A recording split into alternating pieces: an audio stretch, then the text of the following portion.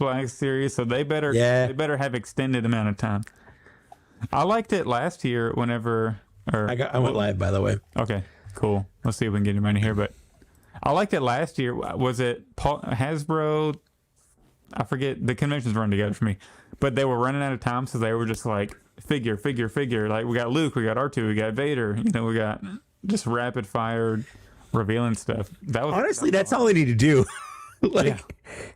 Here's the figures. I do like getting, background stuff from the designers like Eric and stuff. I was talking about different aspects of, where they got the different inspirations or what they were leaning towards. I like that information, but at the very least, like, it just shotgun this, and this. The whole thing could just be a memo, to be honest with you. Yeah, and we often talk about how the Star Wars team seems so, like choppy and like corporate when they're reviewing things. So whenever they had to do the rapid fire, it felt natural. It felt like really natural. Yeah, I agree. Oh, I'm recording on Audacity now. Oh, I'm don't even worry about it. Honestly, I've been just pulling the audio from. Oh, really? Cool. It's fine. It's just easier. Yeah, and the quality's been really good still. So. Yeah.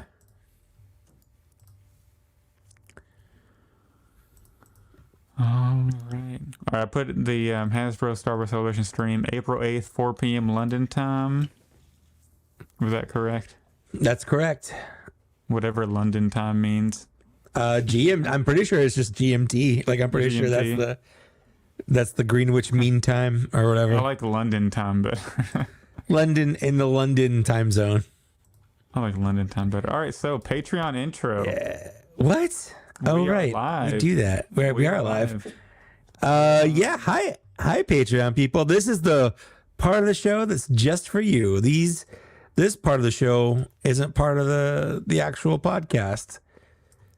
So you're welcome. This is where we warm up, get ready for the show. Yeah. It feels like so much time in between the last episode and now. I wonder why. I feel rusty. It's because you had tornadoes attacking your house. And you know what's crazy? It wasn't even. So, I might take some heat for this. If you or any of our listeners know a weatherman, I hate weather people. 100%. Wow. They're the only people that can be wrong at their job 99% of the time, and then still having no repercussions like whatsoever. Everybody in Louisville was freaking out about tornadoes coming. I looked at a weather radar for like 15 seconds and saw, we're not having tornadoes. Like, it's going right past us. Like, my wife's like, we need to go to the basement. Tornadoes are coming. I looked at a radar. Nothing's coming. It all passed. Weather was good, but what happened to it was the winds, We had 79 miles per hour winds. Like, that's my weather person I'm just going to say that. That's my weather person rant. Tornadoes are like 90% wind. You realize that? I do realize that, but all of like the eye of the storm like went past, didn't even like barely went over Louisville, went past. Yeah, but it was just like the wind that followed that really screwed things up. But no tornado actually happened. Well, that's good. I'm glad you didn't have an actual tornado, but wind can still be dangerous. Yes, very much so. Yeah, obviously it knocked out your power. I was gonna say, obviously it knocked out your power. So like it wasn't nothing. Yeah, I was literally without power from like 5 p.m. Friday, and what sucks is I literally logged off work because I went home early. They sent us home because tornadoes were coming. So thank you, tornadoes. Thank you, tornadoes. Yeah, but I had to work from home the rest of the day. I logged off right at 5. I sat down on my couch, turned the TV on, and got comfortable. As soon as I pulled up YouTube TV, bam, power out. I'm like, are you kidding me? This couldn't happen 3 hours ago when I got home from work, right? So I literally got comfortable and then the power went out. But thanks, tornadoes. Exactly. So I was literally without power from 5 p.m. Friday to like 8 or 8:30 p.m. Sunday. So that's like your whole weekend. Your whole weekend, basically. And then on Monday, just in time to go back to work. Exactly. So on Monday, I was at work, and Jenna texted me. My wife texted me at like 3 saying our power went out. I was like, oh, great. So I picked her up, went to go eat dinner, and then luckily it was back on by the time we got back from dinner. It hasn't gone out since. So hopefully, and I think it's good now. It's been a couple of days. So, well, if you suddenly cut out, we know what happened. You're a deadbeat, didn't pay your power bill. You know, if it, it all goes to this back here. All these additions, you know. How many Black Series figures you have to mail in for your power bill? Oh, jeez. But if I cut out, you just got to do the rest of the show alone. Oh, I got it. It's a lost cause. Yeah. I'll just text someone I know. I'll be like, "Yo, Dan, hop on real quick." I'm sure somebody. Come back. I'm sure somebody would. He'll come back. Come in clutch for you. Yeah. Oh man, but yeah, we got a lot to. Well, we have a lot. We don't. A little bit. I feel like for 3 weeks of not having an episode, we should have more to talk about. It's just been dry, and we'll bring that up. Yeah, we'll talk about how dry it is. We'll bring that up right before Fine Editions or something, maybe. Probably. Or whatever. I don't know. Who knows? I've never done this before. Yeah, I just feel rusty, you know, but I'm very excited to be back. Like, this has been the longest 3 weeks ever. I've been chomping at the bit to get back here. Chomp those bits. For sure. Oh, well, I'm ready to. Yeah. Well, so thanks to the Patreon people again for being part of the Patreon. We have opened up this episode. There's only one person here, but we opened it up for everybody to be here because it's our 40th episode.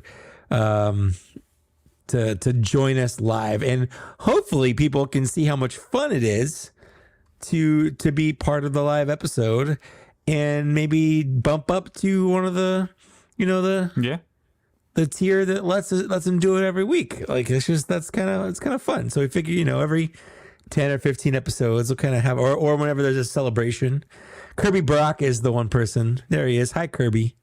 Thank you, Kirby. Good to see you. So yeah, there's a thing we do every recording. We have people from the VIP and was a Cantina alien or band member that can watch us, and it's fun to interact. You get to be part of the show sometimes. If you say something that if you say something good, I'll react to you. Yeah, absolutely. I do read every comment. We don't respond to all of them, but we do read. Yeah, sometimes we can't because it's the flow of the show. And if we were like a YouTube live show all the time, it'd be different. But we're a traditional podcast. We got a list we got to follow. We got boxes to check. But if there's something good enough, we acknowledge. But for sure. But thank you from the bottom of our hearts for being. I was trying to think about what to maybe you can help me finalize before we go live what we should name this episode, because I just was having trouble. My first thought was like tornado troubles or something dumb like that, and then I was like, well, maybe I should make it Mando related. So I was like, man do or man don't or something. Man do not tormandos. That's so stupid. That's very stupid. I'm not gonna do that. No, thank you. I think I put man do or man do not. There you go. There is no try, or there is no man try. Man do or man die, and then next episode will be there is no man try. But then I also thought carbonized, because that's like a thing. Yeah. Remember Carbonized Kenobi? Yeah. Title. It was a title, but then I spaced it out, so it's car, bone, and then eyes. So okay.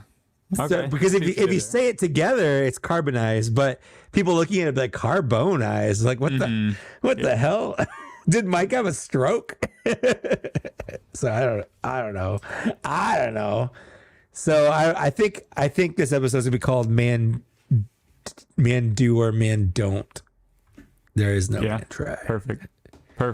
Whatever works. Yeah, whatever works. Doesn't matter. Do people care about the titles? I don't think so.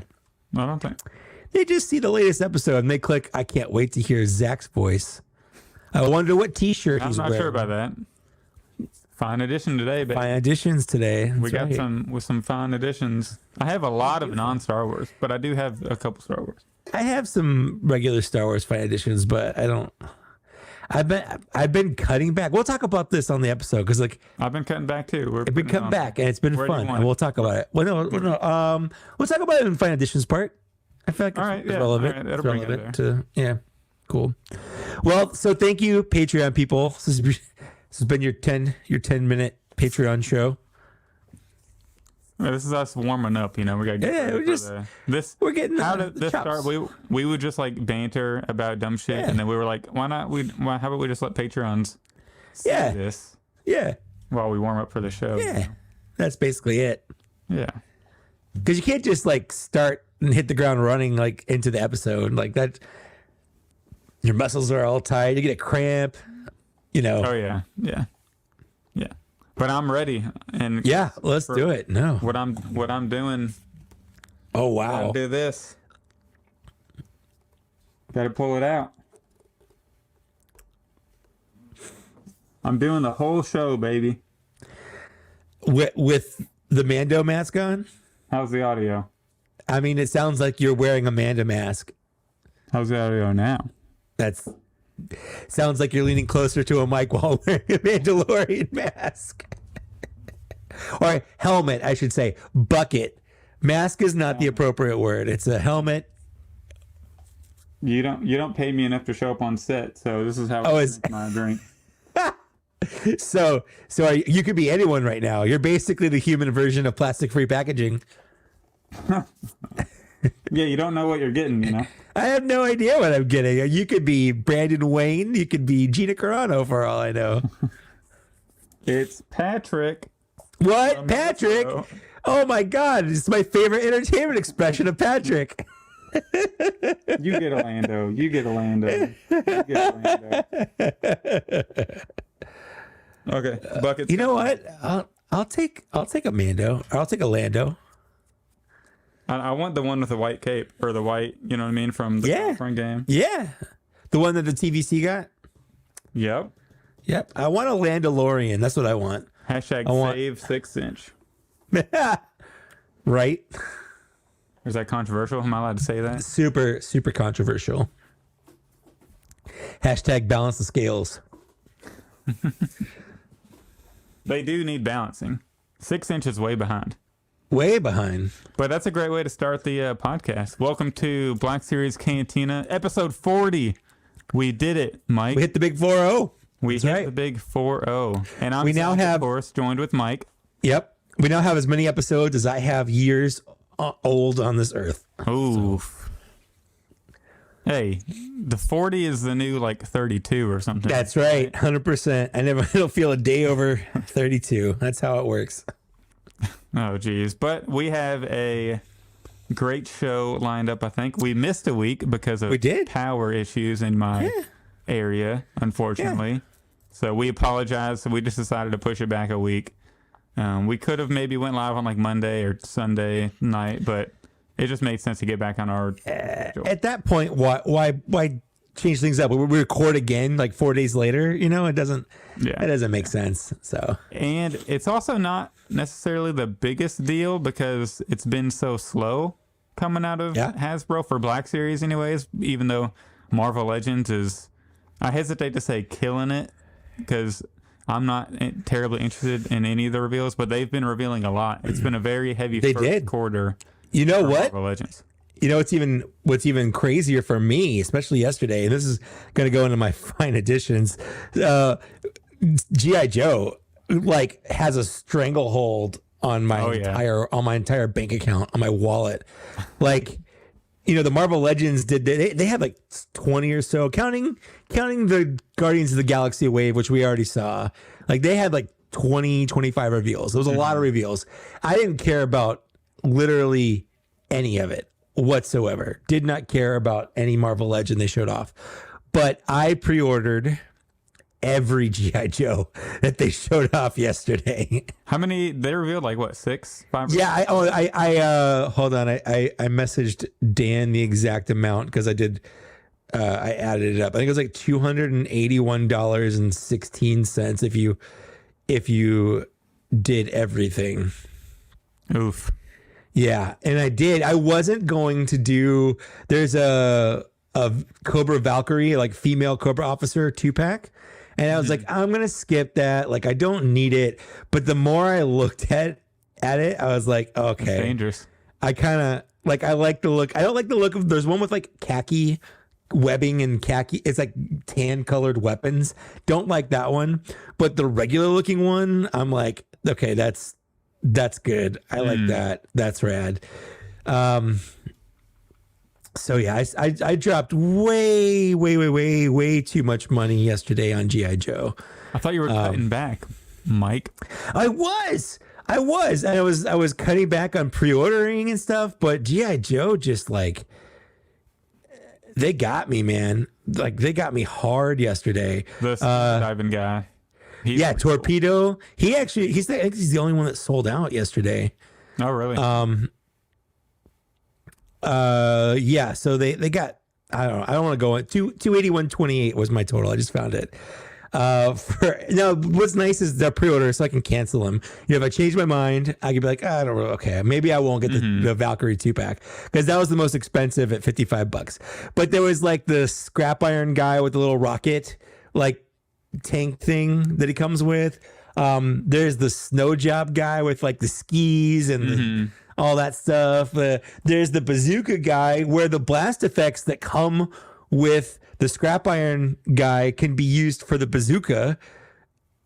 And I'm like, okay, this is just rad looking. Like I want all of this. There's nothing I don't want. I was trying to talk myself out of anything I could to save money. But right now, my only hope is that they just don't all come out at the same time. Yeah. Yeah, I mean, 281 for everything. That's not really No, bad, though. It's five regular mainline figures. Then there was one deluxe figure, one like pet type figure, and then one 2-pack figure.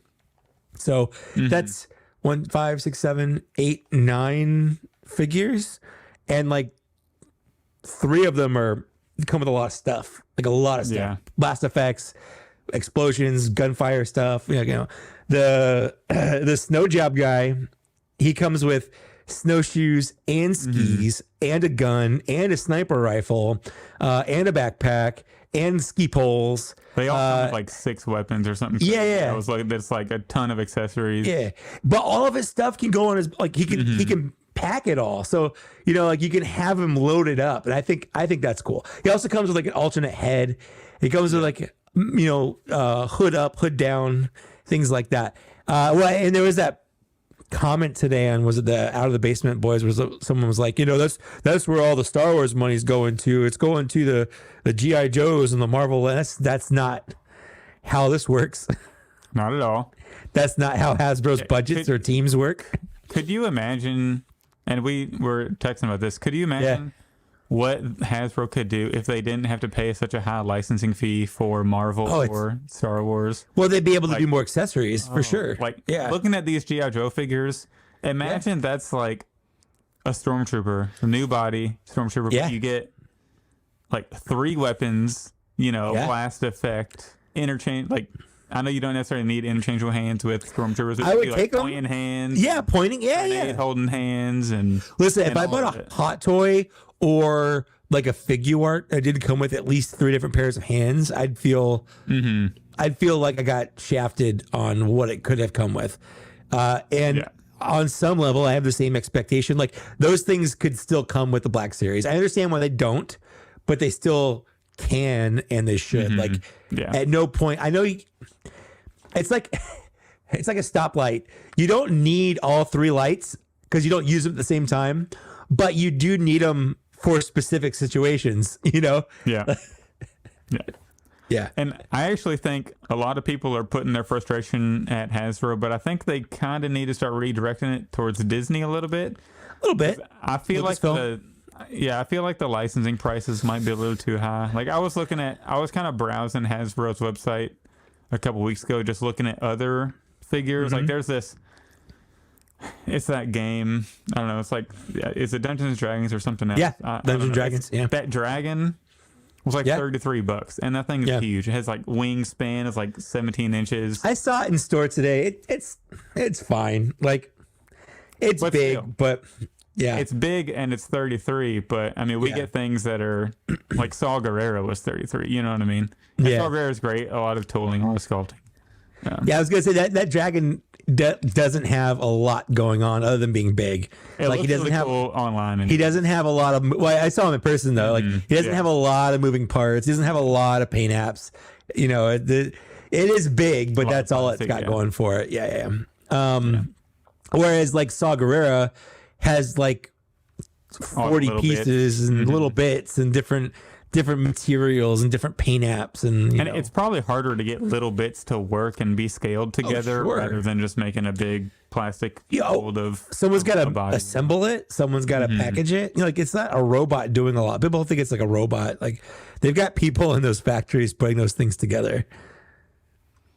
So I mean but Hasbro owns GI Joe. Yeah, G.I. Joe. I can't say words.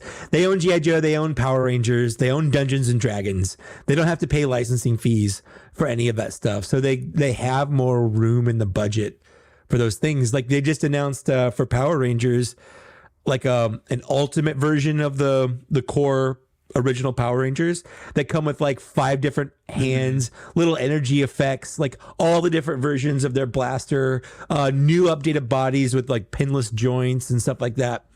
And I'm going to buy them, even though I own the older versions of them. I'm going to buy these because they look so much better. And it's like $35 and you get a ton of stuff. Like this is what it should have been out of the gate. I don't mind paying more money if it comes with everything you need up front. Like I would pay for that. I was talking with Dan today because they announced NECA showed off their like 2 Gargoyles figures, the human figures, Xanatos and Elisa Maza.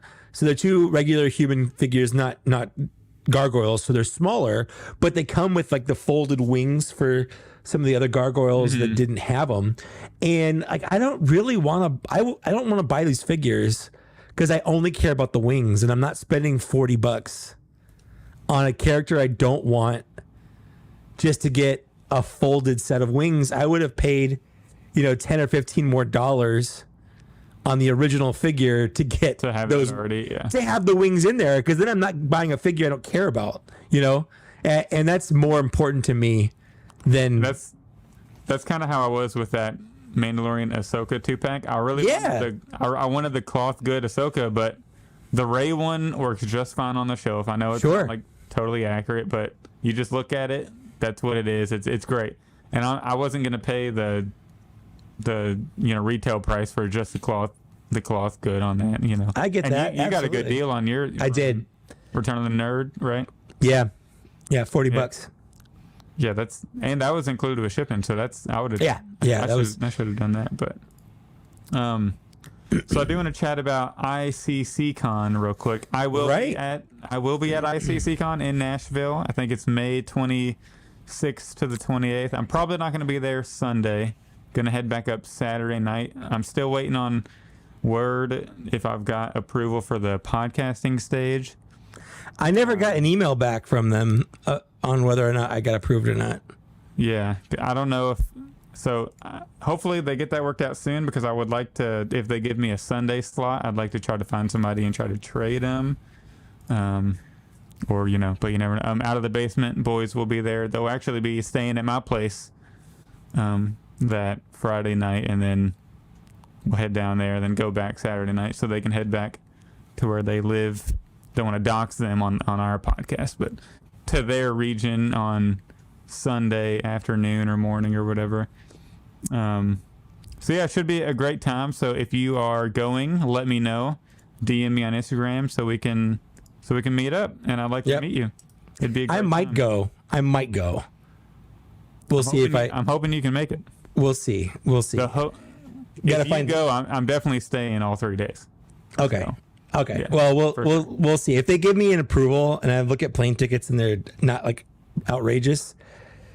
I'll probably go. But I am going to go to TFCon this weekend. So there you go. Yeah, that's not going to help anyone because I doubt anyone listening to this will hear it before I'm up at TFCon. Because that's Saturday. I might not have this out Saturday. I might have this out on Sunday. We'll see. We'll see if I can get it up and going tomorrow. Because we record these on Thursday, so we'll see. And ICCCon is fabulous. I got the Emperor Ian McDermott to sign my figure last year, and he's going to be back this year. So I'm really hoping. I'm not going to have him sign anything unless I can get my hands on the Return of the Jedi 40th carded Palpatine figure. If I can get that one in time, then I'll probably pay another. I'll pay to have him sign that one because that would. You're not going to track down an archive one? No, I mean I could. It's just the Return of the Jedi carded one would just be. Yeah, it's more iconic. I agree. It would be. It would be a lot. The presentation of it would be. Yeah. Would be fabulous, and so that'd be great.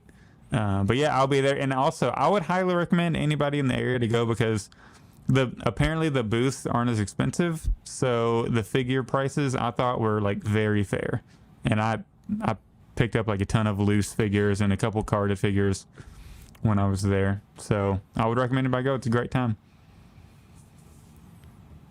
Mike, I would recommend you go. We got the hotel is booked. I'll look into it. I'll sleep on the floor. I'll sleep in the bathtub. I don't care. We got a couple beds in the hotel. You know, you can fit. You know, I'm 40. I'm good. We got room. Yeah, we got room for you. I'll just pretend I'm 20 again, and I can sleep anywhere. Perfect. There you go. So before we jump into fine editions, I do want to give our Patreon a quick plug. If you appreciate and you enjoy the podcast, and if you want to give a little bit of your earnings, we would greatly appreciate it. $2, $5, and $11.38 a month are the options. So $5 gets you the video, and $11.38 lets you be with us live every podcast. So if you want to, great. If not, we totally appreciate you listening to the regular audio podcast, no matter what.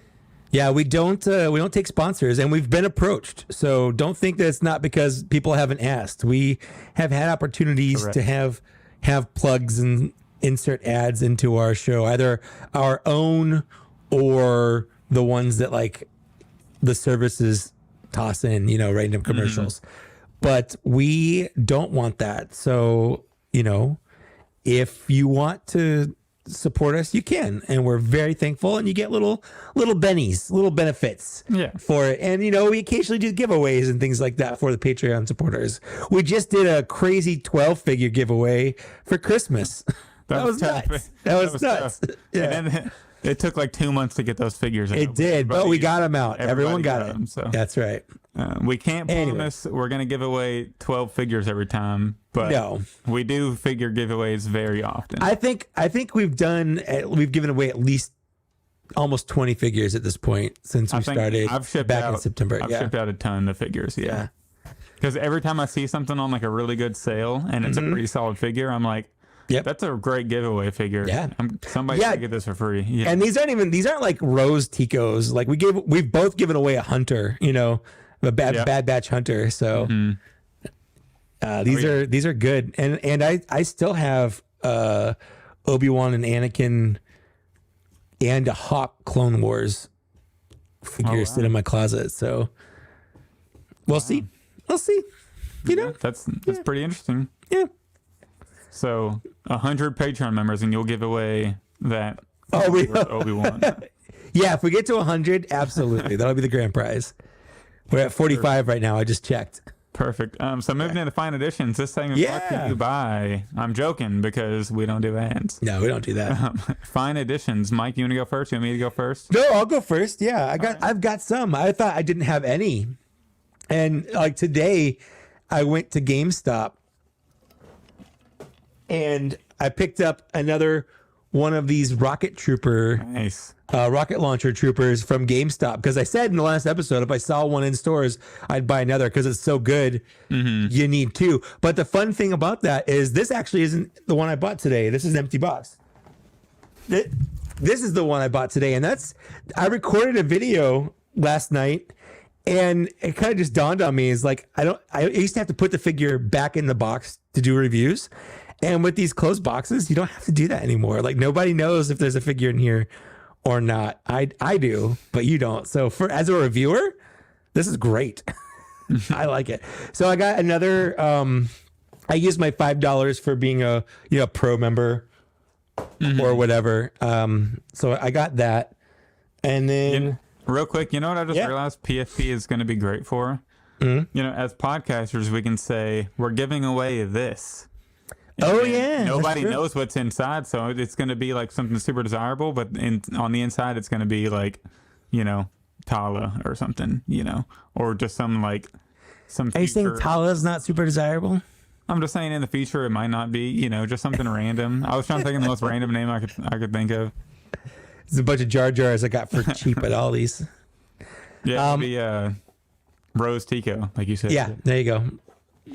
There'll be a point. Mark my words. There will be a point in the future. I don't know how far, but there will be a point where Rose Tico might be popular because there have been shelf warmers in the past, peg warmers in the past that were dirt cheap. Nobody could give them away. And now you go back and they're hard to find. Greedo, Slave Leia, those guys. But those are all characters people loved, though. Hard, but they didn't. Nobody cares about it. Nobody cares about Greedo. Nobody stands. He's Greedo's not. Iconic. He's literally not. McClunky my ass. Okay, no. Well, that part. Okay, no, absolutely not. And if he were iconic, he wouldn't have peg warmed in the first place. He peg warmed hard. Those original Black Series days were everything kind of sat on the shelf. I genuinely thought the line was going to die on wave 3. I really did. Other than back in the day, I bought Darth Maul full price and I bought Boba Fett full price. The rest of the figures from the first 2 waves I got off Amazon for half off, for 10, 11, 12 bucks because nobody was buying them. Mm-hmm. You talk about pretty much all of them for $19.99 retail. Yeah. I bought them super. I can go back into my Amazon purchase history and I've got X-Wing Luke, the R2D2, $11, $12 because nobody was buying them. They were just sitting around. So it's just an interesting fact that just because something isn't popular or desirable today, 10 years later doesn't mean it won't be. That's all I'm saying. You just never know. If I had to pick one figure that's been peg warming that would be super desirable in the future, it'd probably be maybe Skiff Lando. I don't know. Skiff Lando is a great client figure, is a pretty good one, I think. The client. When Werner Herzog dies, mark my words, because it's gonna happen. People don't live forever. Okay, people don't live forever. I'm not wanting him dead. I'm not saying he's gonna die tomorrow, but he's aging. There's gonna be a point in the next 10, 15, 20 years that he is going to die. It'll be the only action figure of him. And it's his only action figure. Absolutely. And he's not a super popular character. He's a popular character in the show in the terms of he's fun to quote because he sounds weird because he's Werner Herzog. Mm-hmm. But his toy isn't flying off the shelves, if you know what I mean. Yeah. I could see the Bo-Katan figure eventually soaring too because of popularity and action now. Especially from recent episodes, but Bo-Katan and Costco Reeves both sort of peg warmed. When Dorkside Toys is going out of business, or just when people have sales, they were those go on dirt cheap, $9 or something. Yeah. The sale was dirt cheap. Yeah. But timeout over. You can hop back into your phone. Oh sure, yeah. I've only got 2 more. So I got the first wave of the Return of the Jedi figures that I wanted. So I've got on card my Biker Scout. I just haven't opened it yet. In fact, you know what? Rip that baby open. I'm just gonna rip it. I'm just gonna rip it open. I don't need this on the card. I don't need it on a card. I like the Biker Scout. I want the Biker Scout on my shelf. I want as many Biker Scouts as I can. Glad he comes with his blaster pistol. Unlike the Riot one that didn't. I can't get the blaster pistol out, of course. This is good podcasting, Mike. I know. I can't. I'm pretty sure I bought that figure. Did I find edition that figure last week?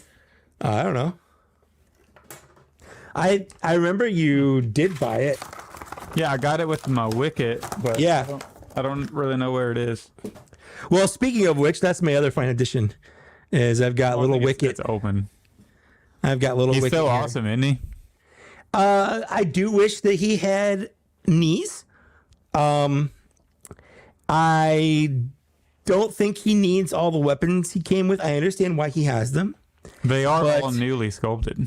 They are, but I would have I would have preferred he get 2-packed with like another Ewok rather than come with a bunch of weapons that I don't ever intend to ever use. If that makes sense. Like I'd be okay with a spear and like a low gray or a Chief Chirpa or Poplu. They could have just put Poplu in the same packet, just Or the baby Ewok. or the baby. They're really Ewok. cute when they show Or- up sometimes. In Revenge, or is it Rise of Skywalker? There's the Wicket and Wicket's like son or whatever at the end of Rise of Skywalker. I always forget that the Ewoks popped up, specifically Wicket popped up in Rise of Skywalker. At the end, I yeah. always forget about that. And it was played by Warwick Davis, of course, because like who else is gonna play Yeah.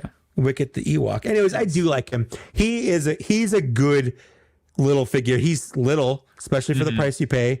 But it's just you kind of go in knowing what you're gonna get out of it. It's like some characters are worth it. You know what I mean? Yeah.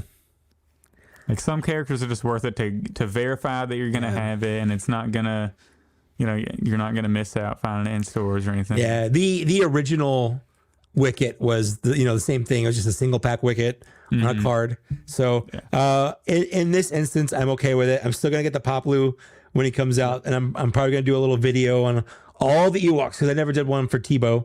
So it's fun having Ewoks in the line after 10 years of having no Ewoks. We got one in 2020, and then 3 years later. They finally come out. They start coming out with more. So it took them so long to get that Paplu out on a. It really did. Yeah, because that came out in 2020 as part of that set. Yeah, and I was expecting it to be eventually in one of the waves in the single. I thought within months we'd have it. Yeah, I thought within months we'd have it. Yeah. So I also thought they would eventually put those Clone Wars figures you were just talking about, the Hawk, Echo. same. I'm very surprised. That's a good point. I wouldn't be surprised if they do the same thing they did with Paplu. I wouldn't be surprised if they put those on like a whatever they're doing for this Clone Wars 20th thing, if they re-release. Oh yeah, that could Anakin be. and Obi-Wan or something. Could be. Yeah, that's a good point. They're kind of already on like a memorable card. Because we still don't know what like the packaging is going to look like for these Clone Wars 20th things. No, well, speaking of packaging, everyone's going to the PFP. G.I. Joe had PFP. It was awful, and they just changed it in the last wave, and it looks a lot better. But then there's that rumor going around now that, Hasbro's going to go back to non-PFP. I'll believe it when I see it. Yeah, I mean, I think it's gonna at least be around for a couple years. Like it's not gonna be that fast of a turnaround. No, I agree. They're gonna really take an in-depth look at how the sales are doing, and then after 2 years or 3 years, if it really, really affects them, which I don't think it is, because people who collect toys are still gonna buy toys. Yeah. No. I don't think it might initially affect an it. inbox collector. Yeah, it might initially affect it, but I think long term, it's not going to. Yeah, I think really there was like an initial reaction where it got this like emotional charge out of people, like, "Oh, I need the plastic." Yeah, but you're gonna open it. Why does the plastic matter? So I think once this whole, people are like raging about it thing is over, then they're gonna start buying the toys again. Because it's the same people comment, and I'm done with this, and then you look on their page, and it's like, oh, and they bought the latest figures. Yeah, you just picked up every Republic Commando that. Yeah, homie, you're not done with anything. You can say you're done all you want, but you are not done with anything. Yeah, like there are some people that comment on my post, and they're like, "Yeah, I've been done with Hasbro for a while," and then like you look at them, like I'll post what they reveal, and they're like, "I'm so looking forward to that new Luke." Or so fine additions. Where do I start? I have quite a bit. Again, I've been going off, even though it's like the third week in a row where I've said I'm cutting back, but then I just have like a ton of crap here. I'll start off with this. I got the starting lineup basketball goal. How is that? I mean, $25. 25 for this is insane. It's a good display. I like the display it looks like right now. Let me grab these extra accessories I forgot to grab. So It's interesting. The flight stand looks like the same flight stand you can buy from Hasbro Pulse, a little 3-pack. Yeah, except this one like plugs into the. Well, that part. That's what I'm saying. No, the top. The top. Yeah, that whole part is the same. Like the whole neck part. Yeah. From so it's pretty, the ground to the figure is. Yeah. It comes with a this thing, this like flying ball accessory. Oh. And then an interchangeable rim with the ball going through the net. So it can look like you're doing like a shot. some dunking, or a shot, yeah. One of my biggest complaints is there's not a hole in the middle of the floor. So you can't have him doing like a straight on dunk. And these aren't circles, they're like little hexagons, so you can't twist it to make him angled towards the rim. Oh, that's annoying. So you have to turn the figure inside which it just makes it fit a little awkward. But yeah. So you can't have it in the middle and the far back. You have to put it up a little, which is made posing. Weird. It's made posing a little tricky. But it's a very cool set for $25. Like for sure, that's a good display. Yeah. From Hasbro and NBA license, you figure this would be like, when they showed it off, I thought that was going to be like $50 easily. You know what I just realized? Mm-hmm.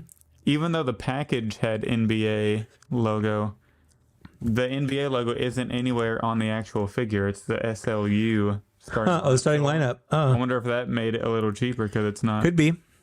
Doesn't have. I bet they'll release it like an exclusive with the NBA flooring, and I'll have to buy that one instead. But this is a pretty sick display piece, just for 20. That's definitely a good display piece. Absolutely, especially now they've dropped the price of the figure. You can get a figure and that basketball hoop set for the price of what one of the figures was originally. That pisses me off so much. I'm so sorry. I would have waited like 5 months. I would have saved like $25 or however much. So next up, I'll continue with some non-Star Wars before we do Star Wars. So you remember last episode I said I was starting to watch Dragon Ball Z, right? Yeah. Again. Mm-hmm. So I bit the bug bit me, I should say, and I picked up a couple Dragon Ball Z figures. I saw this one in store and I just like could not pass it up. The Super Saiyan build-up pack or power-up pack Goku. Like, look at this. $25 and you get interchangeable hands. He comes with 3 different height stands. So that was good. And it also comes with like the background blast effect. Oh, that is kind of cool. Yeah, all of that for just $25, which is... That's pretty good. Insane. Yeah.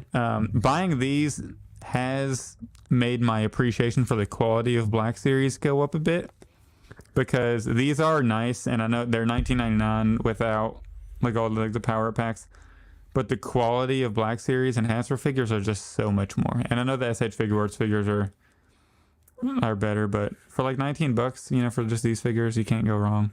No, yeah, you get what you pay for. Yeah, exactly. I also picked up the Vegeta one because Vegeta is my favorite character. So, and that was just another $25. He also comes with the same backup or like explosion effect behind him, or power up, whatever they want to call it.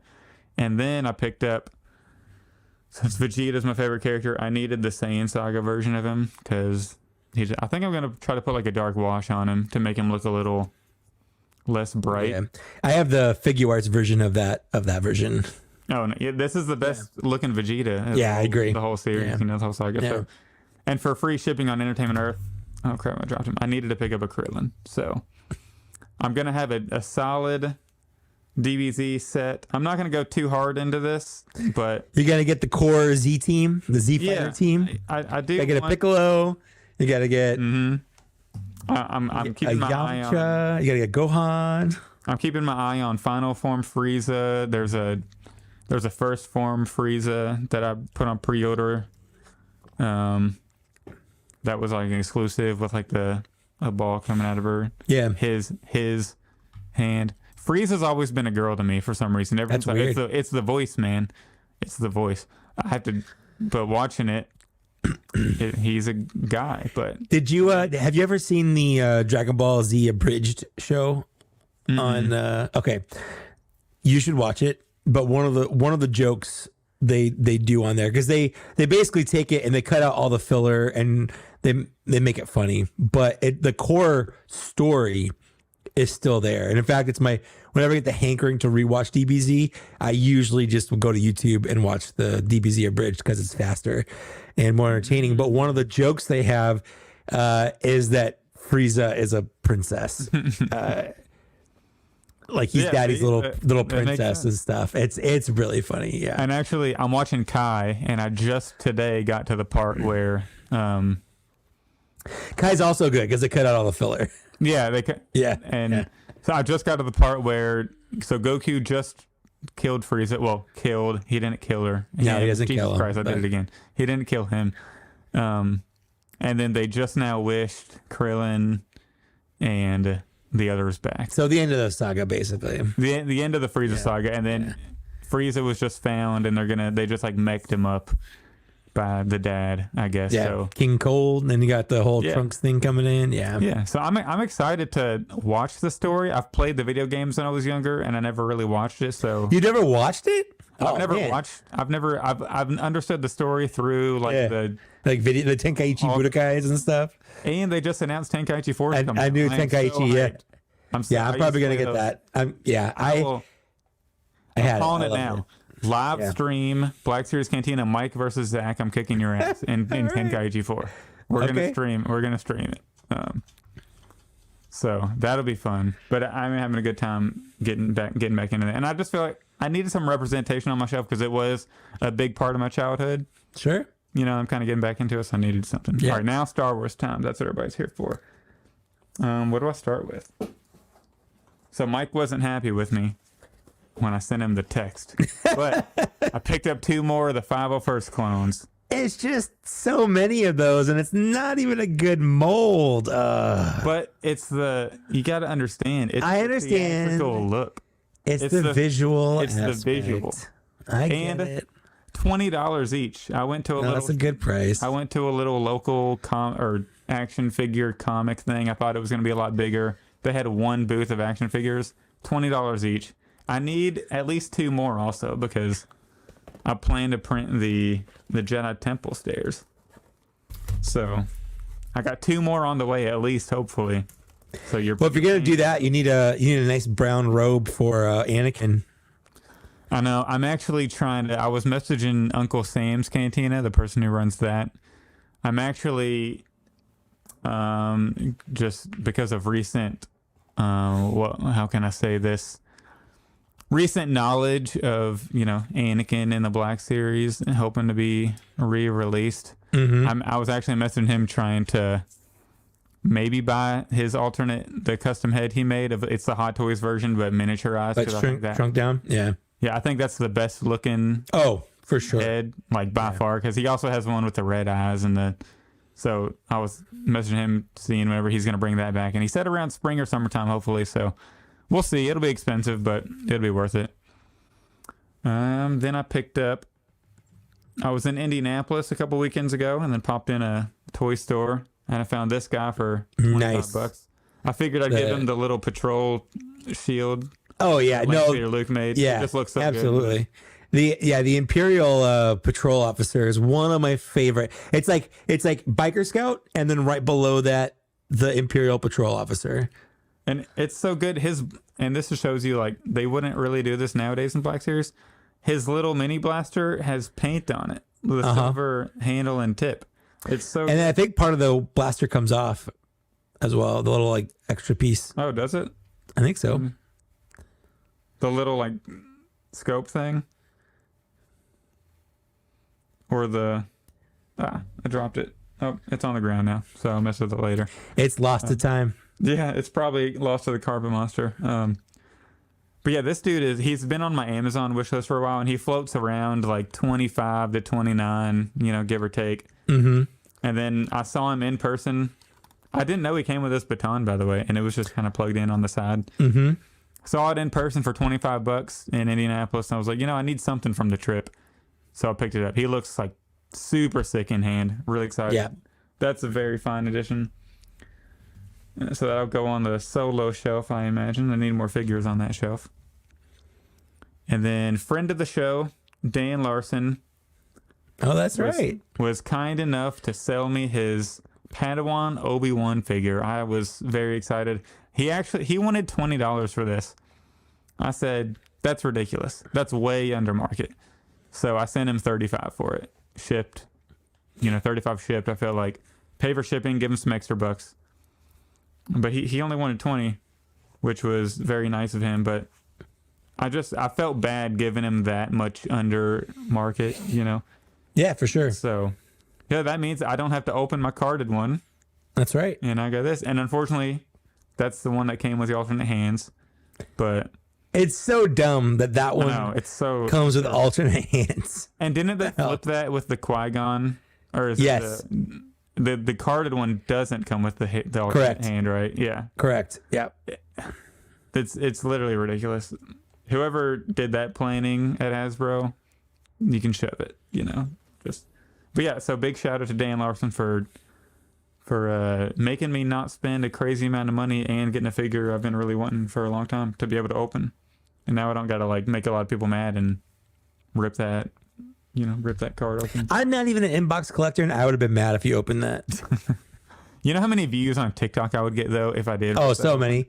So you got so many hate views. I did a video of me ripping open the Greedo that came in the Power of the Force card, and it got the most comments that any video has ever gotten from me on TikTok, and it's like at 40,000 views and just like 500 something comments. Yeah, people were so mad because I guess they thought I was insulting them, but I wasn't. I was just opening my figure. I did use. How dare you open your figure? I know. I did use a sound where the person is like, I don't know who needs to hear this right now, but take it out of the box. Take it out of the box. And it's like ripping it open. So I used a sound over that. But so people were pretty upset. Their feelings were hurt. I do have one more fine addition. So the story is, I 3D printed the entire Jabba's throne that Landspeeder Luke designed. And it's great. I did some test paints on the back and bottom of it, to try to see if I like the color. Mm-hmm. It did not work out, and I was like, this is gonna take me forever. I really don't want to ship this to somebody, have them paint it. I'm just kind of done with it. So, this is heavy since I still got Jabba on it. I decided to buy this from eBay from Spaceport Studios. This beautiful slab. And it is actually very heavy. It's solid. It's not 3D printed or anything. It's made with I don't know what it's made with, but it's solid. You can hear that. It comes with the gargoyles already with you can flip up the little ring if you want. And it's beautiful. And it was he has it listed for $64.99 plus 10 or 13 shipping. I offered him $60. He accepted it. So I got this for about $74 or $75 shipped, which I feel like is a hell of a deal. If Hasbro would have made this with how heavy and dense it is, then it would have been way more than that. Oh, if they made it, it would be hollow inside. It'd just be it would be hollow. It would probably be like this. Here, I'll grab this real quick. This is what I 3D printed. I didn't make it too. It's very hollow inside. Yeah. I didn't make it too crazy, but this is just one of the pieces, and I printed these gargoyles to go with it, and this would have been great, but the effort to make it look, screen accurate just would have been insane for me, and my painting and skill expertise are not there. So it was worth it just to pay the $75. Get it out of the way. It makes my shelf look a ton better. Sure. Absolutely. And I bought a maroon or really deep purple, what do you call felt piece. I'm gonna try cut up and make it his little rug. So now I need Slave Leia, and I've been kind of trying to find a good deal on a Slave Leia, but I don't know. I probably won't pull the trigger on that one because the figure is just so awful. Yeah, it's too expensive for what it is. Yeah. But you never know. If I see it for like 54 or something, maybe. But with what it goes for, I think in the like the 70 to 80 range. Yeah, I would never pay that much for it. No.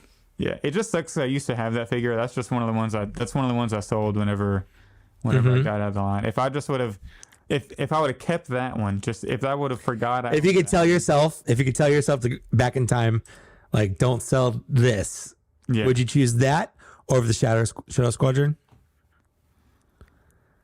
Probably not, because the Shadow Squadron, I would probably still.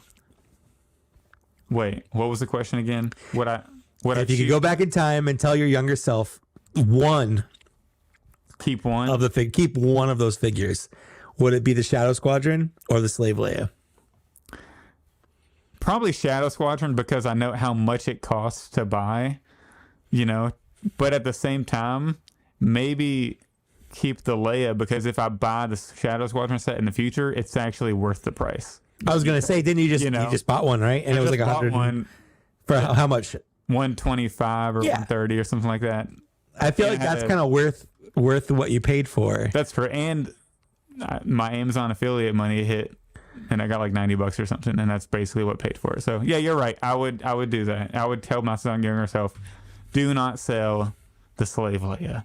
Keep her. Also, don't sell the Anakin, because then you'll have to buy the archive version for like $50 whenever you're. Oh, the archive version's better. Just buy the archive version when it was in store for $20. Duh. Yeah, exactly. But I did have to buy the archive version for like $40 or $50. The archive version is objectively better than the original release, though. So. And it's still bad. So sure, absolutely. Not saying it's good, but at least the face has digital printing on it, so the Darth Vader head, at least you can tell, has yellow eyes. And he has a damn giraffe neck.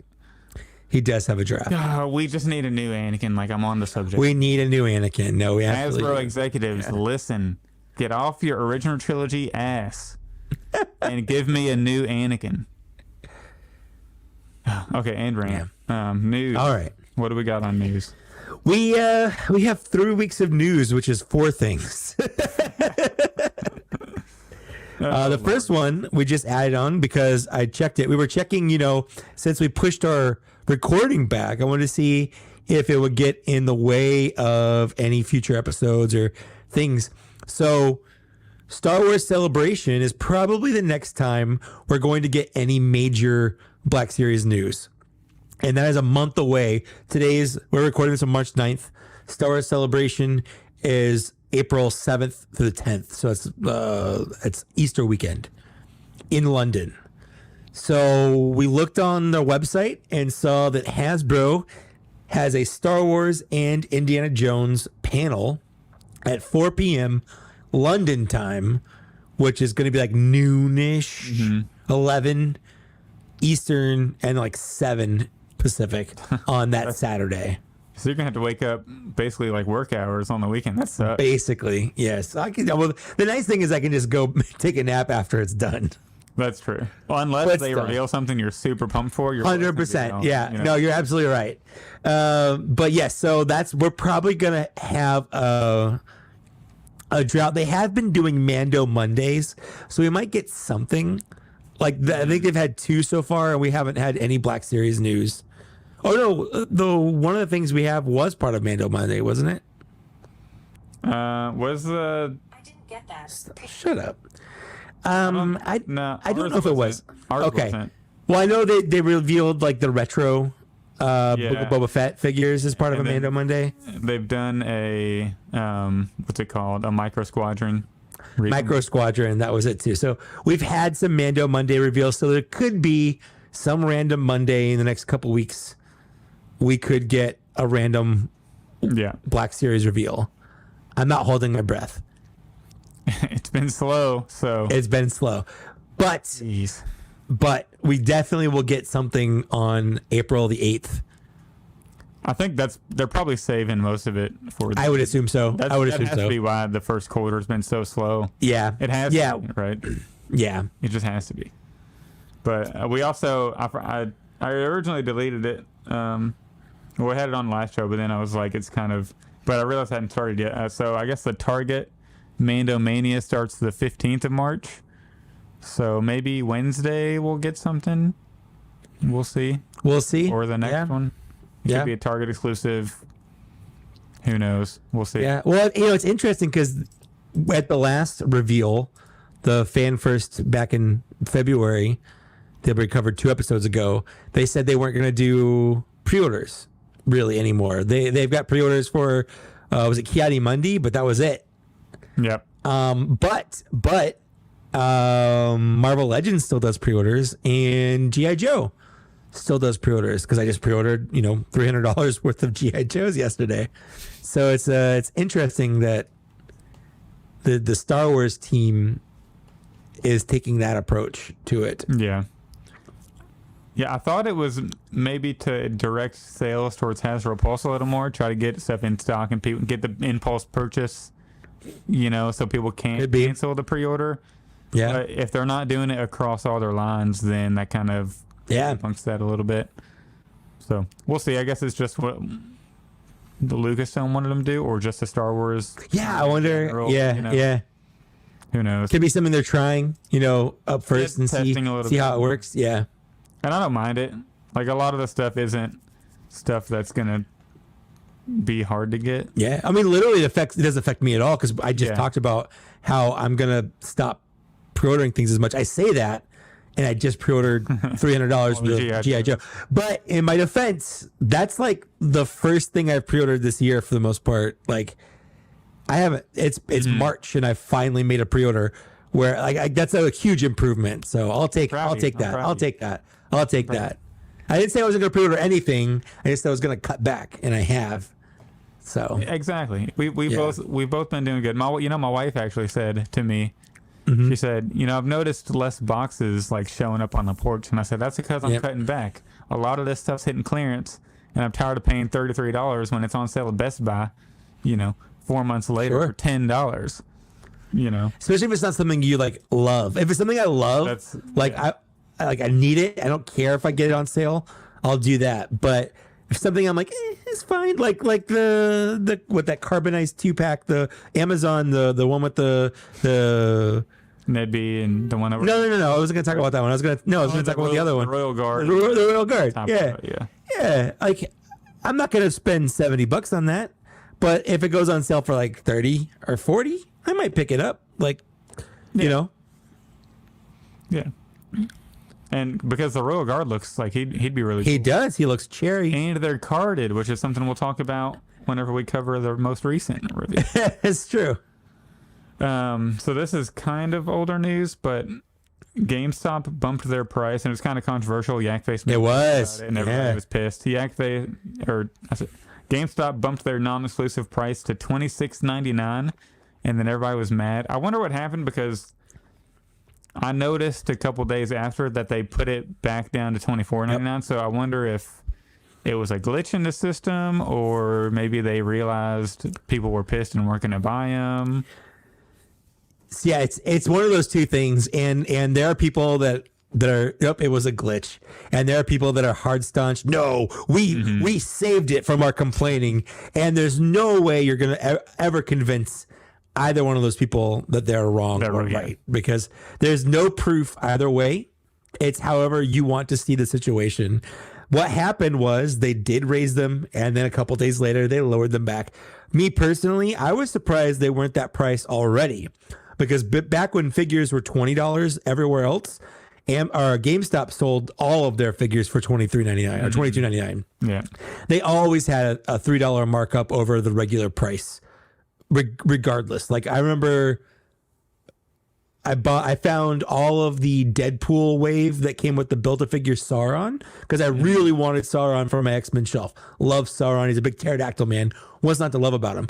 So I was at GameStop, and I'm like, oh, I'm going to buy all of these. And when I mathed it out, buying all of those with that $3 extra, it was basically like I bought a 7th figure, because those $3 added up over 6 figures. It was like an extra $18 that I paid to get all of those then and there from GameStop. So they've always had a markup until the recent price hike to $24.99, and then they've been kind of the same, except for the exclusives are $27.99.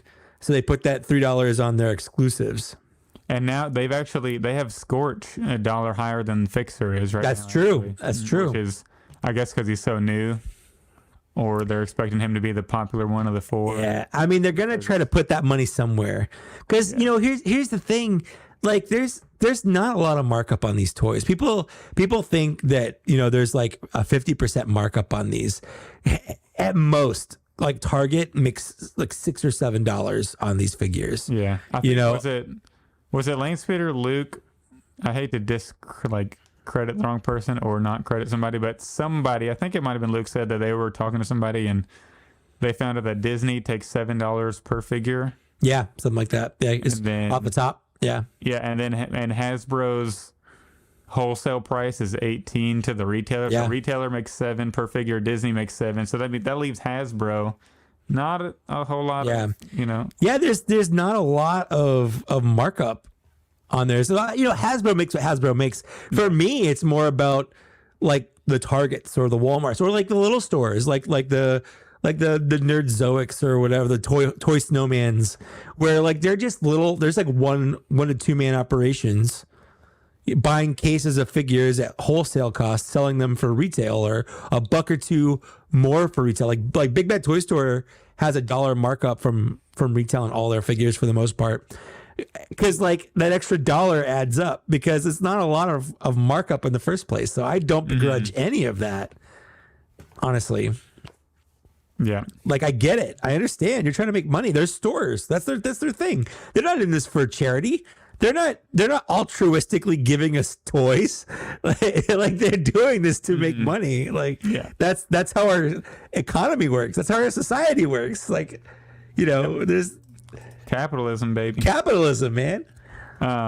But yeah, my advice would be don't buy figures from GameStop unless it's like an exclusive there, because you are going to pay. Oftentimes in the store you'll see them for like marked up. I'm waiting on Fixer and to hit clearance, hopefully. Yeah, they'll hit clearance. I was just at a GameStop today because I got the Rocket Trooper.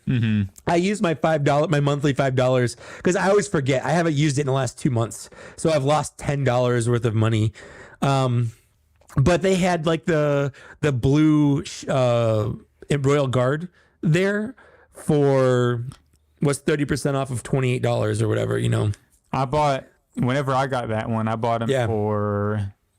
He was down to like, I want to say like $11. Yeah. After all of it, and that's a steal. I think he'd be like $16 or $17 basically. Yeah. So like that's a good price. If you want to wait for clearance for the GameStop exclusives, I get it. For a regular non-exclusive, I would never buy a non-exclusive from GameStop. Never. Yeah, never. Unless they do their. It would change a sale day. The sale day, but they've raised the price minimum for free shipping now. So true.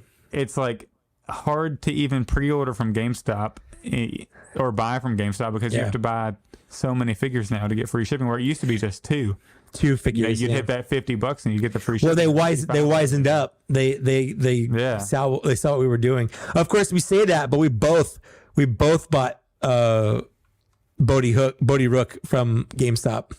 Yep, we did. The moment they had it in stock, I was like, we gotta buy it. We bought. Didn't we buy that on the street? We bought it together. We bought it right after an episode recorded. We bought it. I think it was the one Dan was on way back in the day.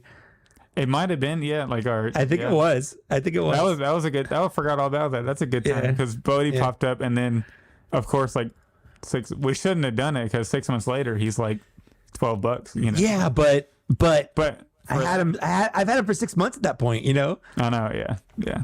And the photo reel on that one is like one of. Oh, it's great. So. He's a great figure, 100%. He's. Speaking of photo reel, just on these like the fine edition I had, this is a great Padawan Obi-Wan. Yeah, that's probably the best Obi-Wan. Is it shiny though? That was my only problem. This one is a very shiny. Yeah, mine was very shiny. Yeah. Yeah, very shiny, but he looks sweaty, like he's been sweating to Darth Maul fights. Basically, it's impressive that they can get such good photo reel on people. Like, I guarantee they didn't have the technology back then they do now to scan his face like in a 360 degree thing, So Like the Qui-Gon looks really good. This is fantastic. Mm-hmm. Very happy with that. So let's talk about the warehouse sale Hasbro had. Yeah. I think you're still having it.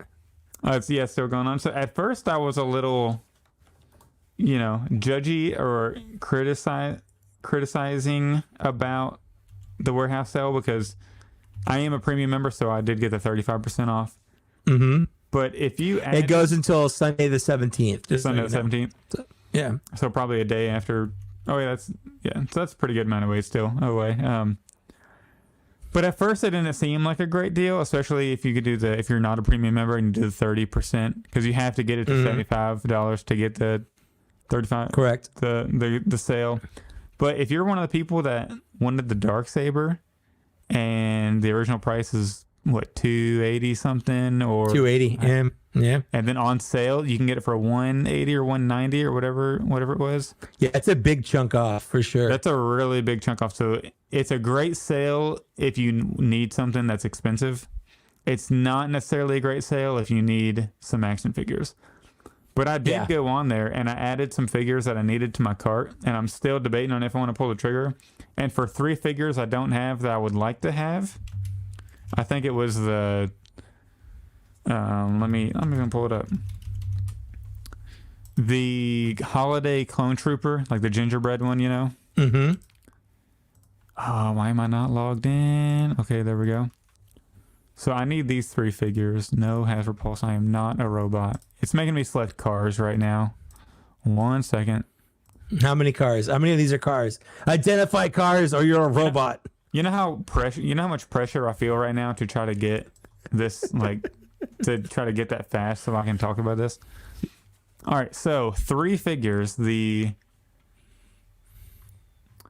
I wanted the Rampart, which is $27.99. So added that to the cart. The holiday, the gingerbread clone trooper, add that to the cart. And then which other one was it? I think it was the photoreal Han Solo, maybe? I can't remember. Let's see. It took things out of my cart here.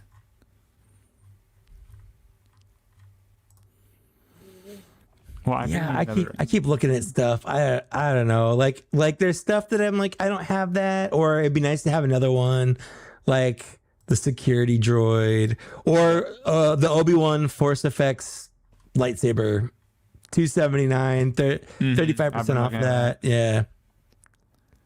Yeah, like that's a pretty solid price. And I was considering the Darksaber. I decided not to though. Even though I probably should have. But I'm just trying to save up money right now.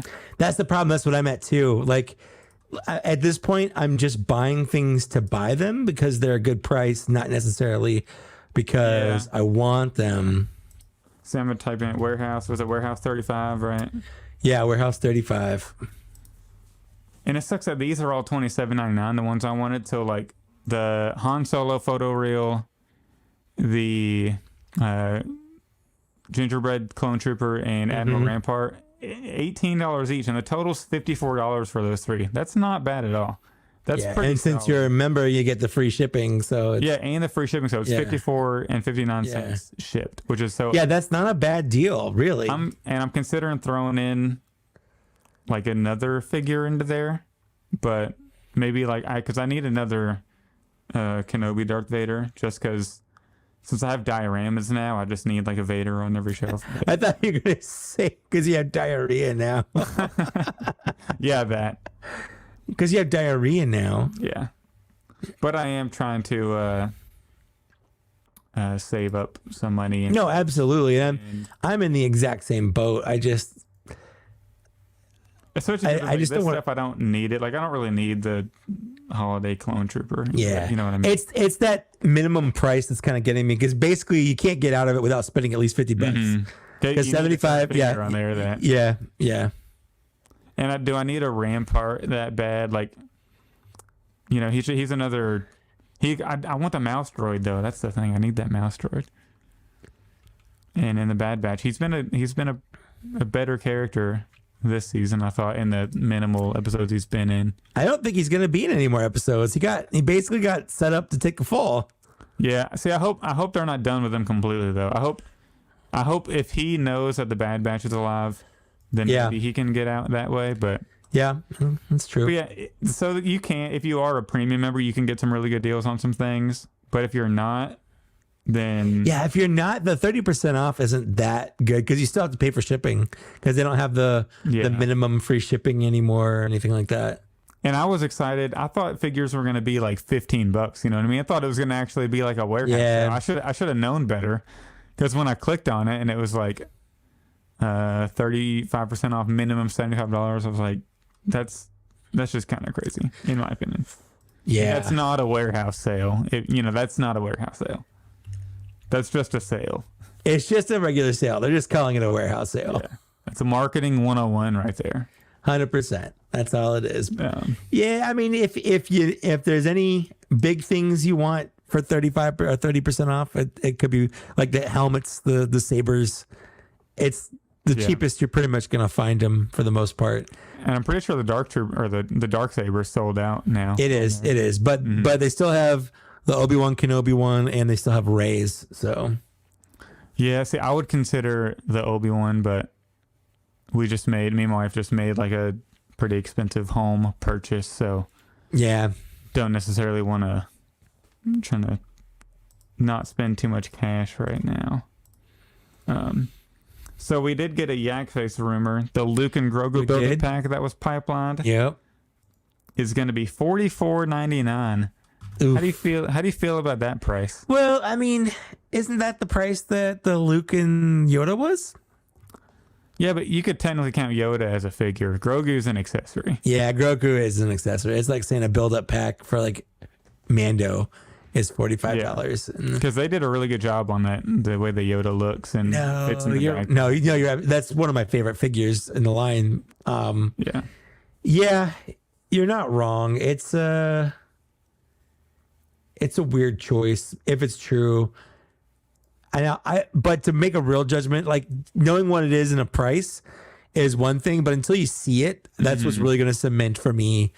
Like, I need this or I can pass on it. If it's a Grogu we've already got, like a Grogu mold we already have. If it's literally the same Luke Skywalker, we've already got the light cruiser Luke Skywalker. The only difference is it comes with like a backpack that actually fits, because I know the one that came with the Yoda Grogu or the Yoda Luke one does not fit. Like I tried. So if there's anything new about it that I can justify the purchase, the $45 isn't going to bug me at all.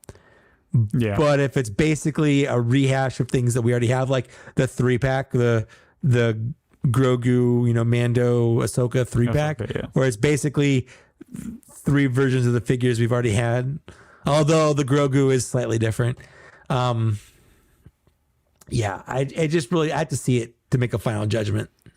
Yeah, I think I'm pretty confident this Luke will have that newer style, the tunic thing. Well, yeah, he almost has like a karate gi on. Like the ninja style. Yeah, he has like a ninja shirt on. Yeah. Yeah, I'm pretty sure it'll be, because they've been pretty good in their pipeline photos of it being exactly what they show. That's true, because we were worried. We were wondering about the Endor Rebel soldier. Like, because they showed the Nick Sant Captain Rex figure, and we're like, is it really that, or is that just what they chose? But no, that's what they went with. So, and remember, whenever they revealed Miggs Mayfield, I don't think they specified Morak Trooper. I'm pretty sure it was just a picture of him in the armor. But that's the picture. So they've done a pretty good job with that. So I'm pretty sure it's going to be a new torso. It'll be the same everything else, I'm sure. Maybe a new face. You never know. Hopefully a new molded Grogu, but $45, like if you compare it with the price of the regular build-up packs, like the Mandalorian build-up packs, I think those are $37 or $38.99. Yeah, so it's a little bit more expensive, and those come with quite a bit. You got a full figure Mandalorian. Yeah. One of them you have a head underneath. You get a pram, a bunch of Beskar stuff. You get his jetpack, his long rifle, the hand blaster. All these accessories for $38. What can this really come with? It has to come with a lot to justify the $44.99, unless they're just banking on it being Luke and Grogu, and and it's selling. But Yeah. I'm in either way. Like, Yeah. I'm just one of those guys, that give me every Luke in a black outfit around that era and I'm buying it. Maybe I won't pre-order it day one, but I'm going to get it eventually if I see it in store or, knowing me and it's Luke, I'm probably just going to pre-order it. So, but we'll see. We shall see. Hopefully it comes with maybe like, chainmail for Grogu or like 40 frogs because you have to lift them in the air. Or like a little Yoda lightsaber.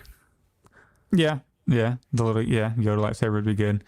Maybe it'd have like, I just don't know, like the little walking droid, but I don't see what that has to do with Grogu though.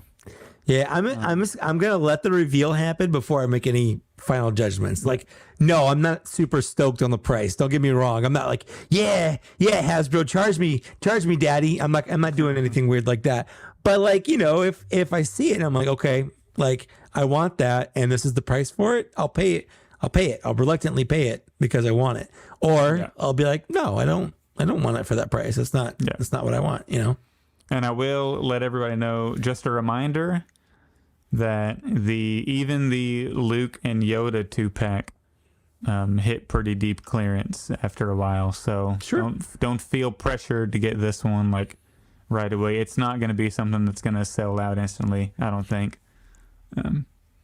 And that's an original trilogy thing, the Luke and Yoda training 2-pack, and it's a great set. I absolutely love that set. So now we can get to the big topic of the show here. We're finally getting there. Mike, the floor is yours. So yeah, we've had one reveal in the last 3 weeks, and that is slow. It's been a slow. It's been slow. They revealed Ned B and Purge Trooper 2-pack that's carbonized. And how much does it cost, by the way? $75. Oof. 30. That's like 37 a figure. It's not great. It's not. Now, granted, one of those two figures is a deluxe figure. That's why it's an extra $5. Yeah. Because the other 2-pack is 70 even. Yeah. So you're paying more for that, and you're paying more for the fact that they're carbonized. It's not something I'm super excited about. I will say, as far as carbonized stuff goes, I think these are two good candidates for being carbonized. I agree. Carbonized, the paint looks good on troopers and things. We've never had a carbonized droid before, so I'm looking forward to seeing how they look. I'm not going to buy them unless they go on sale. Yeah, let me talk about the good about this too. Yeah. First. Okay, now that's out of the way. Let me talk about the bad. One of the big things is it's a PFP. Yeah. So automatically I feel like the carbonized it loses its luster if you can't see the figure. Like that Vader I have right there. I actually really like that.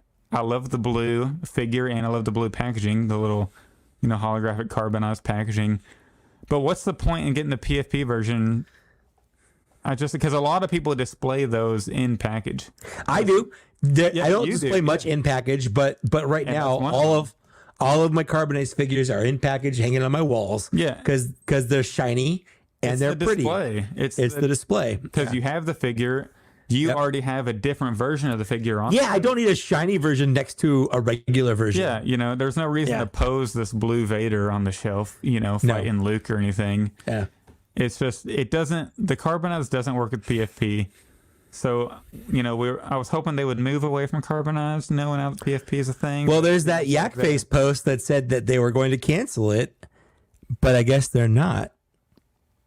And I have a source that says, when I brought up that, they said sometimes Yak Face has wrong info.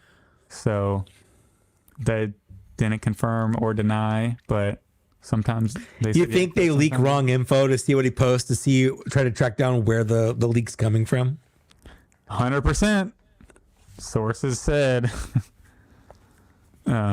But, Interesting. yeah, so yeah, it's just I don't like this set. Like the two characters don't even interact. The two characters were a weird choice, 100%. Like that's not a memorable moment from the show, because when Ned B was fighting, it was all just regular stormtroopers. Yeah, and I mean, there were purse troopers there though. Like it's not like they weren't there. They were there, but they didn't. Yeah. Fight at all. Yeah. And one of the things is you can literally buy Ned B right now for like $22. Yeah, on regular like any version. website. Yeah. Go to any website. Yeah. And he's like 20 or $22. Yeah. And now you have to pay $75 for him in a 2-pack. Get a shiny version. I just don't like. Maybe it'll sell. Maybe it won't. Just like at least with the other 2-pack that we didn't like, or at least those two come carded on the inside of like the box that they're going to come in. Yeah. I guess it's going to be similar to that Zuckuss and Forlom pack. Yes, they come in a little box, with the cards. Yeah, carded. But this one, it just doesn't work with PFP. Yeah. Like, are they gonna have carbonized like the paper in the inside? Is that gonna be? Yeah, I don't know. Yeah, but at the very least, the other one that come in the packaging, I could take them out of the box, put the cards up on the wall, and you can still see them. They're still there. But this one, it's just a box with figures inside and the 3D rendered picture of them on the outside. Yeah. So like, I'm not getting it. I haven't talked to anybody who is. I don't know anyone that's excited for this. No, I will say nobody seems excited for it. Yeah. I will say, as if I were a retailer, like if I had a small retail store, I would be upset about this because you have to buy at least a couple of them, or whatever the minimum purchase, because you have to at least buy a full shipment of them, right? Exactly, yeah. But as a person who just buys and consumes the product, I don't care that this isn't something that I don't care about. Yeah. Like, I'm not mad that this exists. I don't see this as, well, they could have released something else. Like, it's not really like that. It's not really like that. I'm just not going to buy it. And I'm going to move on with my life, and I'm going to wait for Hasbro to make something that I am making. Because right now I just see something I don't have to buy. That's $75 I'm not spending. Mm-hmm. And something I've seriously considered doing is tracking the amount of figures I haven't bought, that I have had the opportunity to buy, that in the past I would have bought, and that I haven't at this point. And that's a big old $75 checkaroo on that list. And I kind of feel good about not buying it, honestly. So I'm not mad. I'm just nothing. I'm like, it's fine. I'm sure somewhere out there someone wants it. Like, there's got to be a lot of big numbers. Yeah. There's someone out there that's like, yeah, shiny. It's just not me. I do wish that instead of doing these repaints, they would do like in-universe repaints. I wish like they would allocate the money to create, because they do have to pay to create these figures and create this paint and like create the overall like budget for this specific 2-pack. Sure. Yeah. I just wish like, I personally, this sounds crazy, they could have put in a 2-pack the Obi-Wan we already have, the Vader we already have, and not done battle damaged. And I would have probably bought it just for like display purposes. Like, just keep it in package Obi-Wan, like from their first duel, maybe a couple different accessories or something, and then do another 2-pack of their end battle with battle damage. But this is just like a weird, because at least people who wouldn't have like the Obi-Wan and the Vader yet, like they could get that on Amazon. Great, big retailer, easily accessible. But this is just like so odd. And we did learn that retailers pick their own exclusives. So they do. Well, and Amazon what's interesting? Must be loony. they might be. This. What's interesting about this is I don't know if it works this way for Star Wars, but I know for Transformers, when a retailer has a figure that's exclusive to them, they sort of have exclusive rights to that specific version. So, for instance, what I'm talking about is back like 2 years ago, there was a specific version of Soundwave, who's a Decepticon, transforms into, a little stereo. They made one that turns into a stereo. It was like the first one since like for a long time they made that looks like the original figure that turns into a stereo. It's very popular. He was a Walmart exclusive, and people have been clamoring for it to get re-released. And Hasbro's basically said that's up to Walmart. Like they basically own that mold of that figure, and it's up to them if they're gonna do more of it.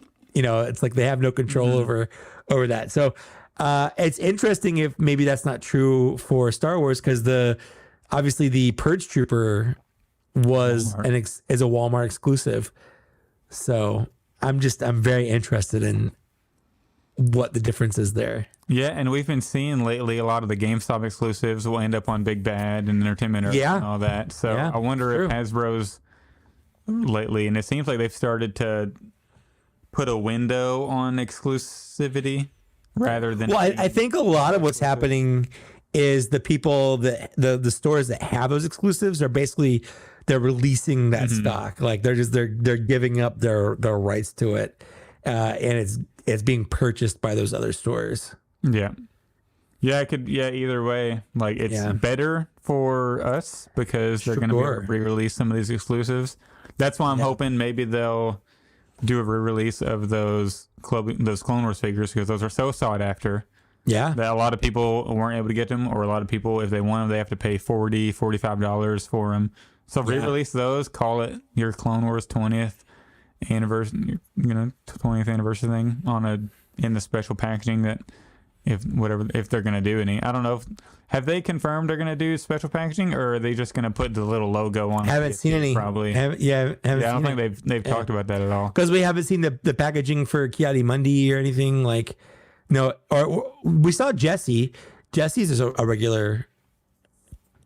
His is a regular package. So I don't know. Yeah. So did the Jesse have the logo on it? Do you remember? I don't remember, but I can look it up real quick. Yeah, let's look that up, because I would hope it did. If that's they have to commemorate it somehow on the packaging, right? Is Jesse part of that? I don't see a logo on the front of the box or on the side of the box. It has Star Wars: The Clone Wars. It's got the Black Series, but it doesn't have any kind of special 20th anniversary logo, at least not on the front. Because he's been the only reveal for that, right? Because the Ki-Adi-Mundi was not the anniversary, technically part of it. Yeah, I don't know. I'm pretty they should have the logo on there somewhere. I don't know why they wouldn't. Maybe it's on like the flat left side. Or the back. Could be, or the back. Yeah. Or the back. We just see the front and the mural side. I mean, either way, now that they have PFP, I don't necessarily care about packaging unless they do the throwback carded stuff. Yeah, we know it's not that. Stuff. Yeah, we know it's not that. So it's not really a big deal, but I would like to see it on there, Sure. So, what's your price on the carbonized 2-pack? What's your price? 60. Like, if it hits 60, 30 a figure, would you do it? I think somewhere around half price. Hey, that's fair. I think somewhere around half price. That's about fair. So about like a little under 40, maybe right around 40. Yeah. I know old me would have done it just for the video, like just to do a video to compare the original versions versus the newer versions. But I just don't know if it's worth the $75 to do that, No. I will say the Purge Trooper does look kind of sleek. It does. It looks good. The Trooper looks sleek. But the carbonized on Troopers looks great. The Sith Trooper, that's different. I don't know why they made it silver. They made it silver instead of. They should have just done, but they. Also, the Scout Trooper, he does kind of look like he has that burnt marshmallow look to him, which is a little weird. No, that's true. But it's still fine. But like the heavy Mando, the Paz Vizsla, the Shore Trooper, the Sith Trooper, like those all look fantastic. Mm-hmm. I just want just get rid of carbonized and do make a nice shiny Phasma, or make a nice You don't necessarily have to do VAC metal, but make it look like VAC metal 3PO. Give us a good shiny 3PO. There's something that Hasbro's been doing on the Star Wars, not on the Transformers team, where they'll re-release a figure, but it'll be like $10 or $15 or $20 more, but it'll have what's called a premium finish, where they paint everything as good as it can be painted. Shiny paints. Oh wow. Every detail. In fact, they just today released info on, it's a 2-pack with Beast Wars, Megatron, and Optimus Primal. I don't know how much it is. Let's see. It's $105 for these two figures. And that's, what is that? Because that was a $55 figure because of the leader price, and that was a $35 figure. So it's about $20 more than they would have been if you bought them non-premium finish. But like I said, like every bit of paint that should have been painted is painted, and the paint is like nice premium, like paint, at least from the pictures. I've not seen it in real life, but it's not the first time they've done it. So I've seen other stuff that they've done. So if they did something like that for Star Wars, where it's like, I would be into that. Yeah, and instead of like a carbonized version, like a premium print version or a premium paint version, where they do go in and paint every detail of the figure, and they have the extra layer of the wash and all for that an stuff. extra, say they released $24.99 for an extra $10 to have every paint detail and washes. Yeah, on some figures I would do it. I wouldn't do it for every figure. No, not on every figure, but some feel like a Ned B. I would if because I bought stuff to paint it myself. I've already spent money on top of the money I bought, for Ned B. So if Hasbro, exactly, but if Hasbro's like, hey, like, if you want to spend an extra $10 or $15, we'll do it for you, please, because I'm lazy. Yeah, and I was expecting the Cobb Vanth to be like that, because that too. Yeah, when they revealed it, they explicitly said the paint is going to be the reason this is a deluxe, and then we get it, and it's like there is paint, but there's still some of the missing paint that normal figures have. Like, imagine how much worse that figure would be had it not been deluxe. That's that's kind of the perspective. Most disappointing. Maybe not disappointing, but it would have been. It would have been very, like, when I first got it, I love the figure. I just wish it did have those smaller details. But if it didn't have the nice shiny paint on the helmet and the armor, then oof, it'd be rough. Yep. I think people discount how many paint apps are really on that figure, on the chest plate, on the helmet, things like that. Like, yes, it's missing some that should be painted. Absolutely. I'm not arguing that. But what it does have is really, really nice. And if it was between paying an extra $5 to get that extra bit, or saving $5 and not having as good a paint, I wouldn't want that. I'd pay the extra $5. Same. Yep. I'd be in. And that's one of my favorite figures. And exactly.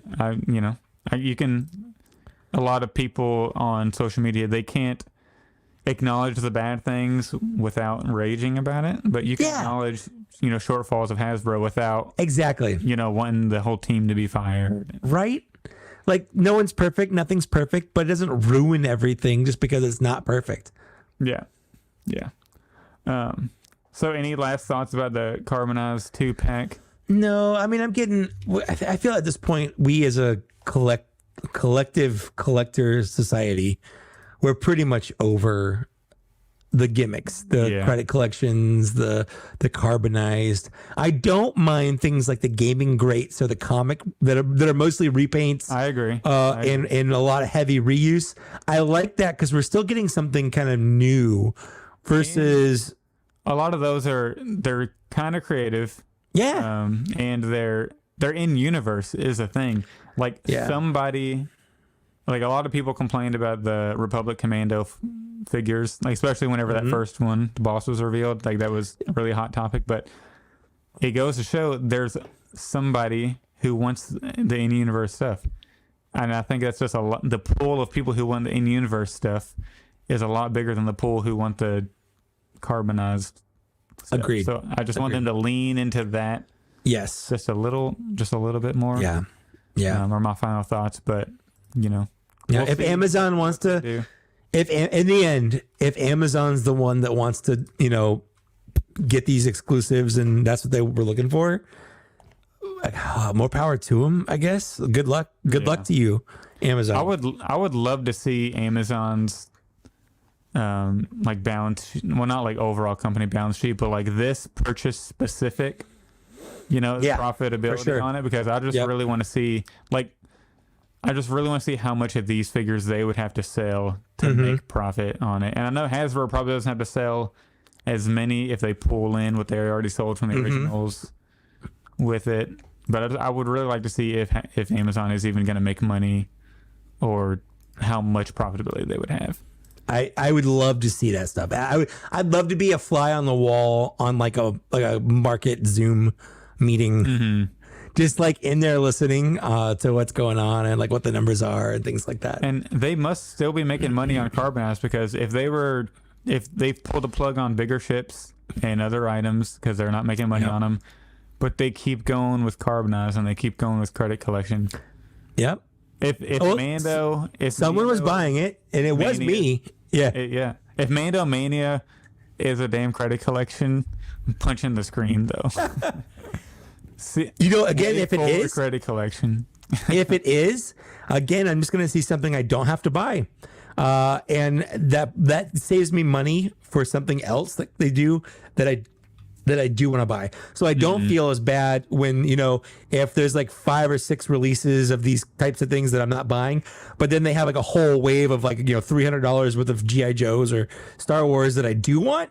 I don't feel as bad that I'm putting money towards that when I've not put also money on a bunch of, crap that I don't want any, so that's kind of how I'm looking at it right now. I was trying to put a positive spin on not buying things. Yeah. And before we talk about Bad Batch and Mandalorian, real quick, I wanted to look at this Jedi Temple Archives article. Someone emailed us the article and wanted to know what we thought about it. So first of all, thank you to who was it? It was David Anderson, I believe. David Anderson. So if you all come across things like this, email it to us and we'll talk about it on the show, because it is an interesting article. Yes, I think it's a bunch of. It's not a great article in my opinion. I agree. It's a little off base. You agree too? We haven't. I agree. No, okay. I agree. We literally haven't discussed this at all. I'm glad we're on the same page. Yeah. Well, first of all, the title's really clickbaity. Is modern Star Wars collecting broken beyond repair? Like, I know it's just a question, but it's insinuating that it is. And is it hurting right now? Sure. Is it broken beyond repair? Come on. Yeah, that's a little much. And is it even hurting? Like last year, they made more figures than they ever have. Yeah. I agree. Yeah. Yeah. This year, they're gonna make as many or if not more figures than they ever have. Like the line is flourishing. Star Wars collecting. I think prices and the economy are hurting it. Yes. But outside factors aside, I think the line itself is flourishing right now. Yeah. Well, so the idea behind this article is they're basically complaining that we've gotten, we're at the first couple of episodes of Mandalorian, and we don't have any merchandise specific to this season, But firstly, that's been true for every season of Mandalorian, with the exception of the original Mandalorian figure. And that was a version of a figure that was only accurate to the first 15 minutes of the show. Literally, he does one mission and he's on the mission. He comes back and he immediately gets an armor upgrade, and it's no longer accurate. Here's the way I look at this, because we've seen it both ways from Hasbro and Star Wars collecting. Lucasfilm sends them what they have, which is usually early drafts, early concept art, things like that. They make a figure, we get it before or around the time something's out, and there are problems with it because it's based on those early cuts, early drafts. It's not 100% accurate. Sometimes it is. Like Cara Dune came out pretty close to the beginning of The Mandalorian, and she's pretty accurate to what we got on screen. And Mando was too, but the heavy Mandalorian Trooper or Paz Vizsla not as accurate as he could be. You know, we've seen it with the Bad Batch.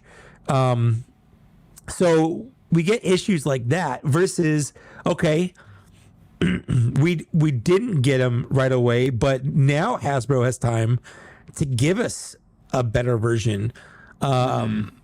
Like, for instance, the TVC stuff that's coming out, like the Hunter or their Paz Vizsla that's coming out years later, but they're way better looking. They're way more accurate. So you don't get that initial rush of having the toy while you're watching the show, which I know is fun, but at the same time, I'm an adult. Like, you know, I don't need to be holding my Mando, waving it around while I'm watching the show, you know.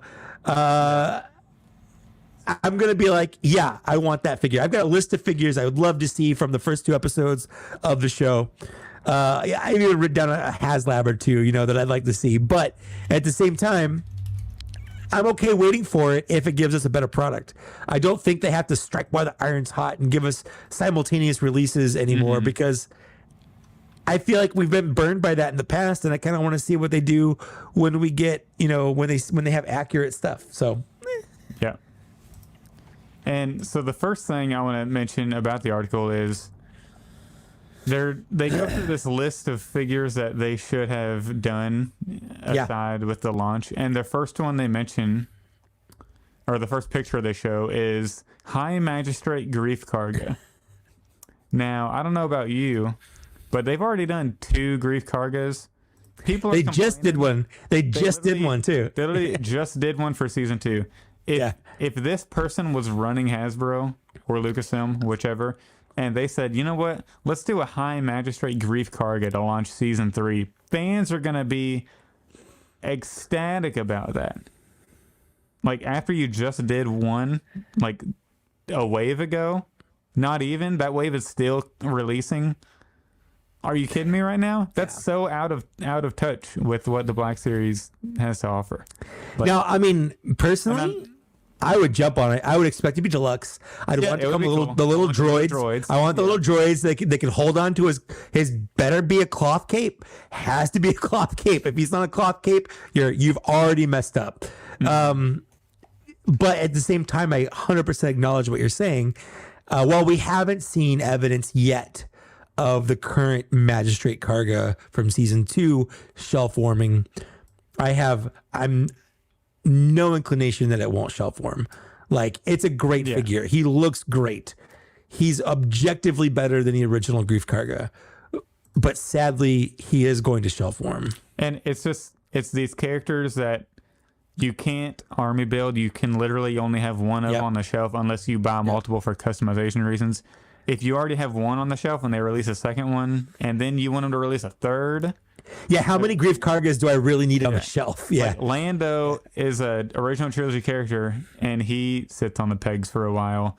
We have Bouche Leia is peg warming, the archive version. And we have... and that one's surprising because she was a hard-to-get figure. Like, a lot of people did not have the original version on their shelf because she came out at a weird time when not many people were collecting.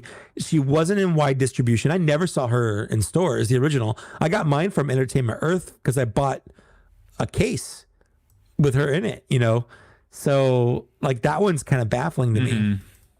And he has this line in here that says, no matter what the reasons are, the fact that there are literally nothing for The Mandalorian Season 3 is alarming. You can't sell anything if there is no new product. And to reveal some obscenely overpriced shiny repack instead seems to be very tone deaf. So... But that was true for Book of Boba Fett. That was true for... The only thing that hasn't been true for is Obi-Wan. And even then, that didn't come out when the show did. Those came out... Those got shown off when the show came out, and then we got them like 2 months later. Yeah, and some people were finding the Kenobi figures on the shelves. Like, I know Luke had them right when it came out. Luke buys his stuff from the future. Yeah. Luke buys his stuff from Taiwan and overseas. Those came out as simultaneously as we can probably get these days. I think the only time we've ever seen something come out around the same time is like if they do a big like Force Friday push. Or I guess that's pretty much it, because when we got the Mando, that was part of Force Friday. The first edition. The first the first Mando. No, yeah. That was a Force Friday release, because it had stuff from Rise of Skywalker. It had the Mando, and then it had stuff from the first Jedi Fallen Order game, which were all three properties that technically weren't out at the time when those figures came out. And that I don't know if that hurt it or not, but you're also expecting people to buy figures for characters they don't know who they are, and that I think people got bit with the Force Awakens and Rogue One when they did that, where they bought Constable Zuvios and things, and they're like, oh, I can't wait to find enforcer, the Guavian enforcers. Like, they look cool, but then you get them on your shelf and then they're not really in the movie, or you don't really care about them in the movie. Yeah, exactly. So people have been burned by that in the past, and now Hasbro doesn't do that anymore. They wait to see who's the popular character. Do we want to get a more accurate version of this? Another line I wanted to talk about was, so what is going on? Why does the single most important release of new Star Wars media in a long time receive zero support? I will push back on that. It's not the single most important release. I'm sorry, but there was way more hype around the Kenobi series. 100%. Season 3, because it's such a big thing. And you had Lola's coming out, and that was pretty simultaneous across not Black Series, but like not only Black Series, but TVC, and other like sorts of like small, like the little fun like toys, kids shows and toys, the kids toys and it's different because this is season 3 of. It's a character I have. How many versions of Mandalorian do you have? So many Mandos. We have so many Mandos. Those 2 shelves right there. All the Mando. Season 1, season 2. Yeah, we got the regular Mando. We got the carbonized version of that Mando. We have a credit version of that Mando. That's just the original. We have build-up pack. Like Mando. We have the build-up pack. Oh, we have a build-up pack with that. Yeah. So I mean, then we've got the Beskar Mando. We've got the original release of that. We've got the build-up pack version of that. We've got the build-up version of that. We've got a new one from season 2 in the pipeline with a dark. Yeah, with the Darksaber. Yeah. So like this person is saying, why aren't they making like new figures for season 3? We have so much Mandalorian stuff, and I don't think anybody cares necessarily. And there isn't, as far as I can tell, is there a difference between season 3 Mando and season 2 Mando? Like visually, I don't think his armor is any different. No. Yeah. No, because there was a difference between season 2 and season 1. Like he's got the different leg piece, and he gets the Darksaber. He gets the and throughout season 1 he adds there's a point where he only has the shoulder Beskar, and he gets all of it. So I just think that this article was a big clickbait thing just to try to get people riled up, and it's like a hate click. It just seems like people who write these articles don't necessarily pay attention all that much. Like, I'm sorry, you can send this to the person who wrote it. I don't know who wrote it. I'll gladly tell them that, if they DM'd me on Instagram and it's written by Thomas. That's what it says. Posted by Thomas. Thomas. No offense, but I just don't think you've done a lot of research. I think this is just off the head trying to make an article. So, that's just my opinion. I don't think nobody is necessarily pining for... Like, I want figures from Season 3, but I don't think anybody's necessarily pining to have certain ones that he mentioned, and I don't think... No, like the protocol droid. I could think of 10 protocol droids I'd rather have before the one from Grief Karga's office. In the Spice Pirate would be cool, but... Sure. Pirates would also always be cool. Like, how long is that guy even going to be in the show, though? Or when he says Bo-Katan's stylish protocol droid, sir, that is a 2-1B. Yeah. So, or it's like a weird. Actually, it's not even 2-1B. It's like a weird like alternate. EV. It's like an EV 2-1B. It's like EV99 and 2-1B had a sexy robot baby. That's what it looks like. Yeah, this article, everybody should go read it. They should say, Hasbro could even be cheap, and I suggest that, or at least re-release, reveal repainted Mandos, which they will. They're not going to. We're gonna get. Remember when we didn't have any Grogu's, and like the first one came out, everyone was like, "Oh, we finally have a Grogu." And now we're tired of having Grogu's. Like we've been saturated with Grogu's. Listen, go ahead. You only don't have something until you do. Okay. Yeah. And why not? What's the problem with waiting? Yeah. It makes sense because that sentence he literally goes on to say, or yet another I'll restart. Release, reveal repainted Mandos, or yet another Grogu repack with 3 repainted Babu Fricks, and maybe throw in a retooled IG-11 torso. Okay, so let's just go ahead and spoil that episode for people. That's true. Because I don't think this came out on March 2nd, which is the day after that show aired. That episode aired. So let's have a torsoed IG-11 just sitting on the shelf with another Grogu and 3 Babu Fricks. You're talking about pegworm. Come on now. Like, so that's just my thought. So I just wanted to talk about this real quick. The bottom line is I don't agree with the article. I think that the article, while I definitely think that Hasbro could do better. I definitely think that there's some missteps.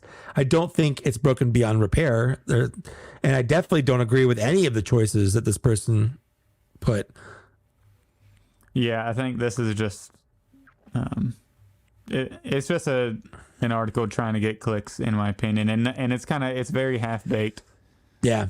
In my opinion. Well, you know what? If Thomas somehow hears this, he's invited on the show to talk about it. You know what? Yeah. Thomas from Jedi Temple Archives. If you ever want to be on Black Series Cantina, send us an email. Hit Zach up on Instagram or whatever. We'd love to have a discussion. Yeah, because maybe I'm not seeing it from a certain side, but I just don't think people are pining for... the Space Pirate would be great. I would buy him. It'd be great on the shelf, but I don't think people are pining to buy that thing day one. You know what I mean? Before they even see the show. So, well, okay. Hold on. Take a pause, real sec. My StreamYard must be having a problem right now because I just got a bunch of chats loaded in that weren't there, and suddenly, boom, they're all there. So Kirby Brock said a bunch of things that we haven't been ignoring you. Sorry, prices in Canada suck. Sorry about that. You haven't been seeing these? No, they haven't been popping up. Also, welcome to the chat, JT Marks. That's cool. So I just want to say hi. And that it was weird that StreamYard just randomly populated all these chats suddenly.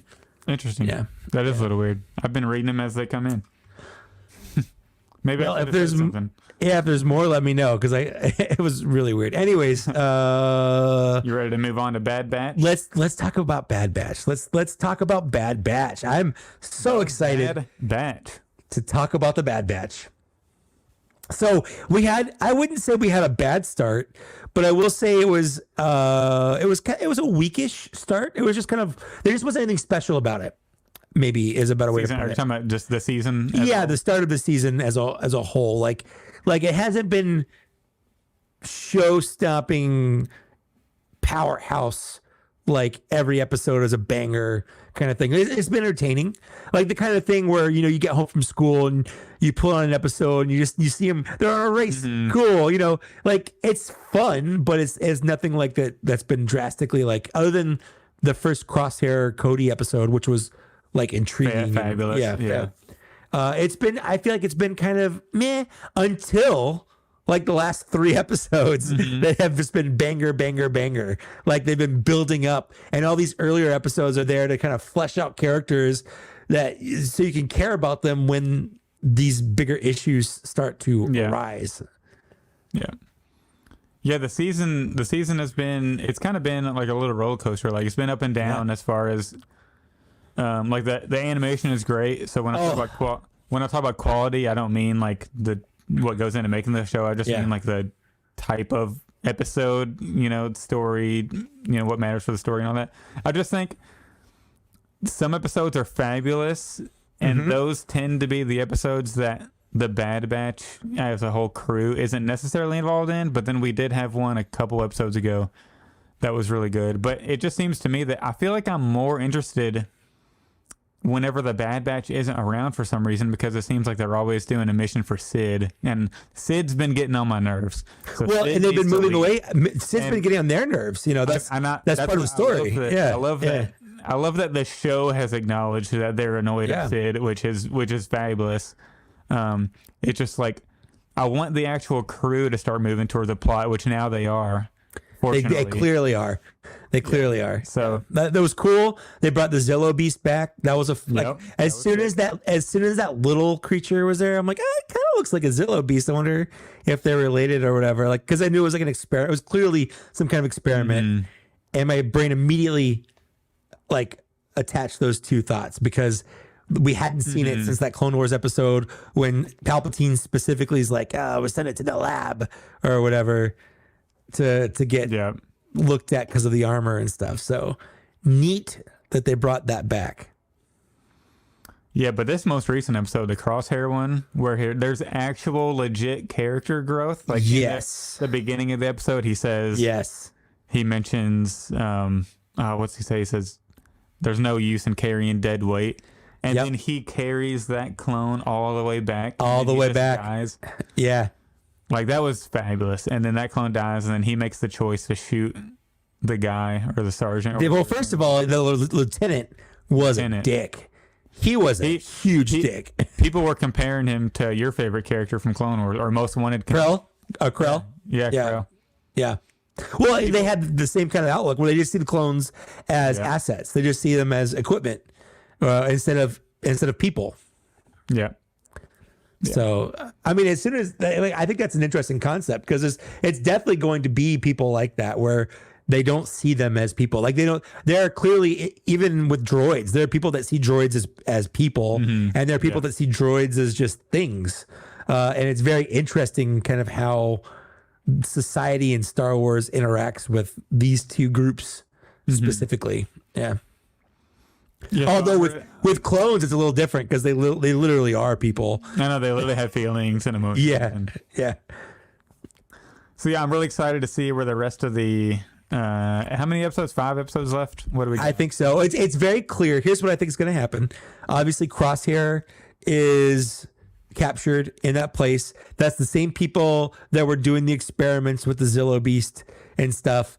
Here's what I think is going to happen. Either the remaining Bad Batchers are going to find there and then recruit Rex and Echo, or Rex and Echo are going to maybe Crosshair like reaches out and gets in touch with them because they're the ones that are trying to like help clones out or whatever. And then Rex and Echo recruit the Bad Batchers to come in and rescue them. But I think they're all going to meet in that place. I think it's definitely building up towards that.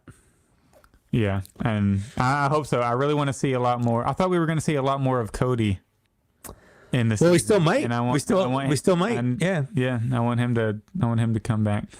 So hopefully he comes back in one of these final episodes. So so we have 4 more. What do we say? 5 more episodes. Right? I think 5 more episodes. Yeah. So it should be starting to get really good here. So I'm excited about that. Yeah. You ready to jump into Mandalorian? Do you want to talk? Yeah, no, there's really not much more to talk about. Like obviously, I would love if they wanted to make any clone, if they wanted to make like the Mayday figure, like where he has like the bandage. That's not bandages. It's like cold weather gear on his clone trooper armor. I would love to get one of the TK trooper figures, like the weird kind of proto stormtrooper version that we're seeing in there. Like, I would love to get a couple of those. Like the halfway, like the prototype. Yeah.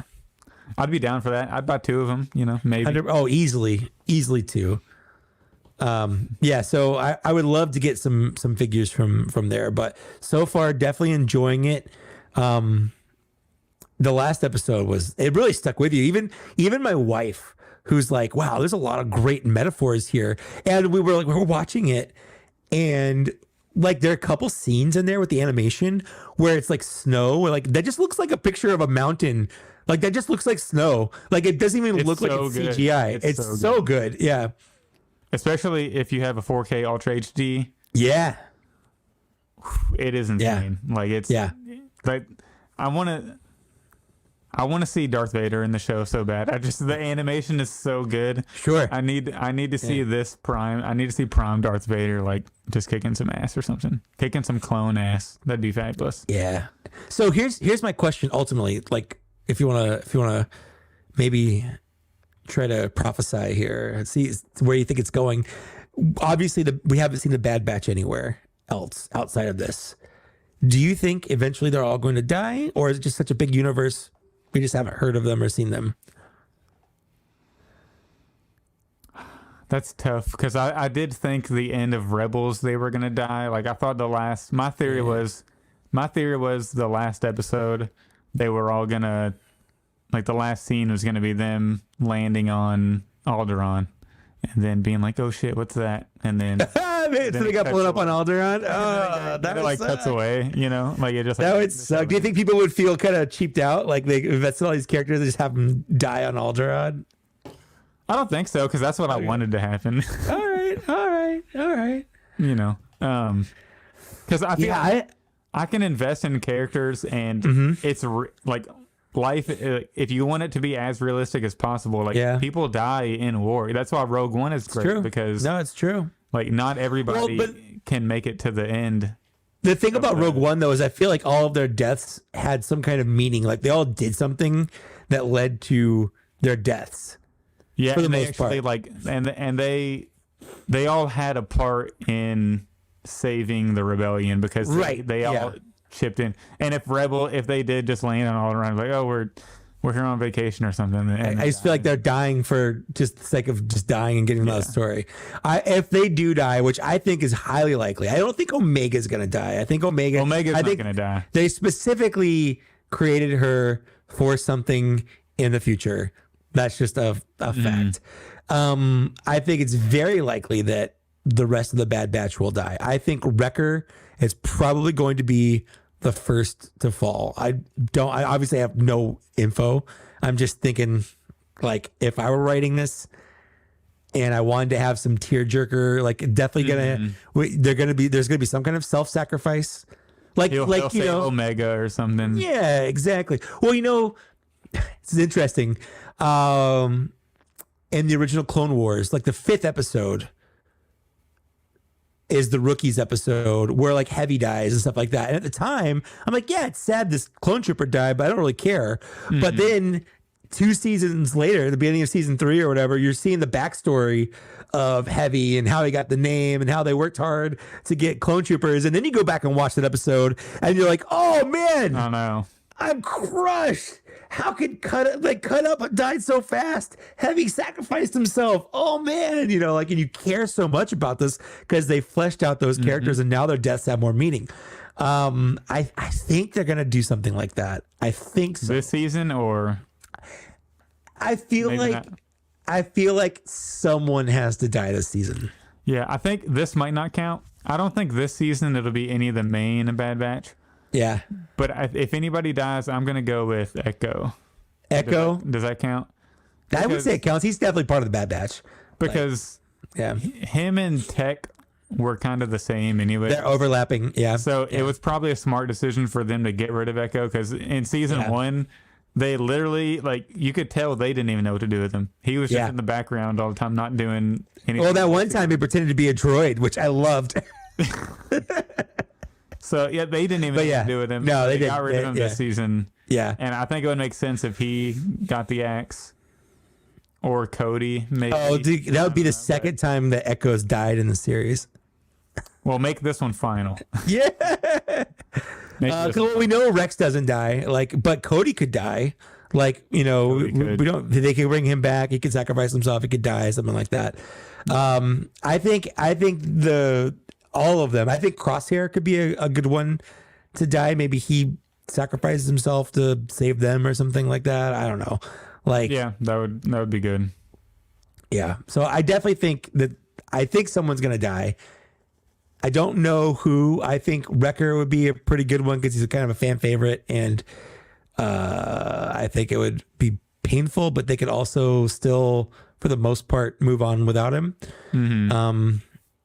Story wise, I do think at the end of the series, Hunter will be dead, Yeah, I think so. and likely a couple of them because I think for the most part they'll all be dead by the end of the series. I really do. and before people say, "Oh, well, Disney won't do it because they're main characters," go watch Rebels because that Kanan episode where he like and Rebels is all Disney. Rebels is Lucasfilm Disney. Like, yeah. So that episode wrecks me every time. They're not afraid to do it. Nope. Bro, that stuff with that was crazy. Heck, I mean, season seven of Clone Wars is brutal, and yeah, it is, and that's still all those clones. Yeah, exactly. So, I definitely don't think that Lucasfilm Disney will shy away from killing things, especially if they're bringing something to an end. Like, all these people, they can't be around forever. You go back and watch the prequels. If your first instance with Star Wars is the prequels, and then you go, okay, maybe I'll move on to A New Hope, and like the very halfway into A New Hope, the main character of the prequels dies.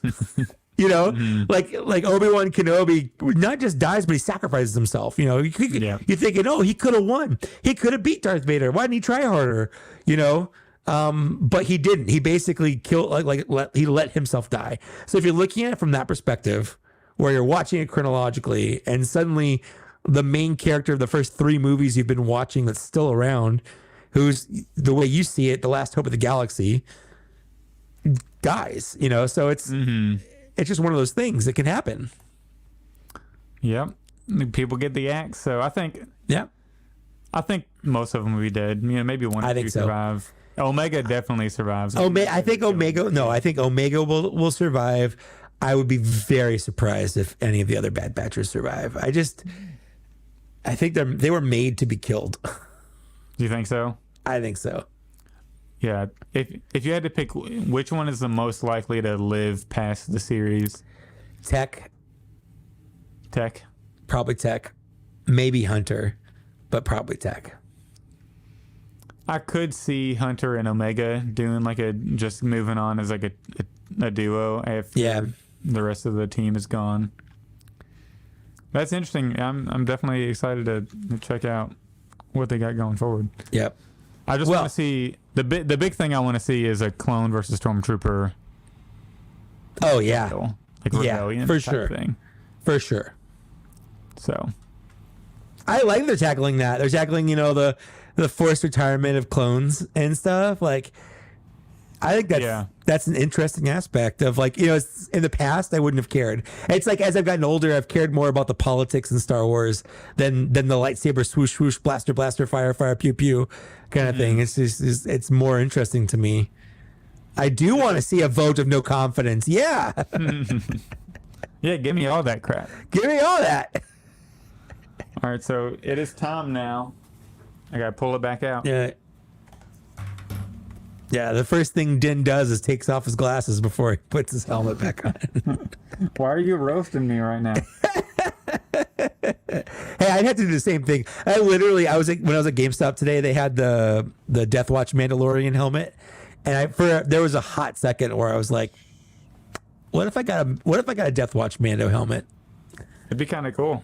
It would be kind of cool. You have to have somewhere to put it before you buy it. That's the problem. Yeah. Well, what I've seen is they have those wall hangers where the people put it's like a coat rack thing. Yeah. And they can put That'd be cool. It would be cool. But I'm not going to. I always say that. I'm never going to. I'm never going to buy one.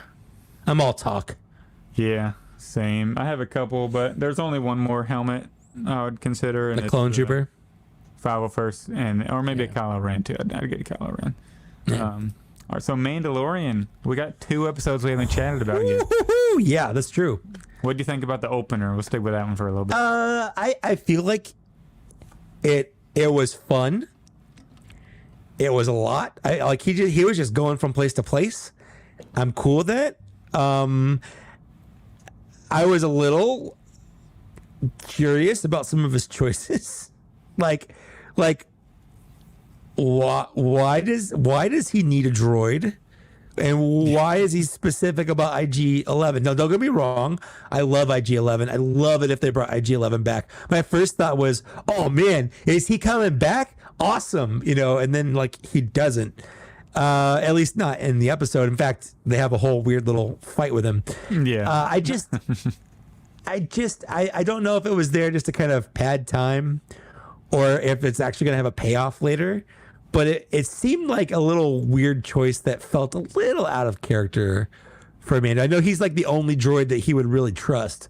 So I get it. But like the first thing he did when he turned on was IG-11 tried to kill him. like that doesn't really help with the trust issues. He tried to kill Grogu. Right. Yeah, it doesn't help with the trust issues, Yeah, and also just from like a practical sense, that dude, when I say dude, I mean IG-11. The droid, so in season 1, he went into self-destruct mode. Yes. So he can't be captured. Well, that's his right. protocol. That's I protocol. can't be captured, so I'm going to self-destruct. The grenade came from his chest. Yeah. It blew up from his chest, yes. and his chest and head are still intact. Well, I have a feeling they could have pieced them back together. Like it's been, so I think on a Jon Favreau interview, there's been 2 or 3 years in between season 2 and season 3. Like canonically, it's like 2. So that's Filoni came out and said there was probably like 1 more realistically. Okay, he but still, said that, but they don't know. It's enough time for Navarro to significantly change. Improve. It's been gentrified. Yep, it has been gentrified. It's been gentrified, and that takes time just to do that. So I feel like at some point, especially when they have the little Babu Fricks living in the area, they could have put it back together enough to create the statue. I thought it was interesting they used his actual body for the statue instead of just like, let's create a statue out of metal or whatever. So that was a problem for me at first, but then I kind of headcanoned it away as they've had time to kind of put him back together. Like he is just a droid, and I can see that, but like but you're right.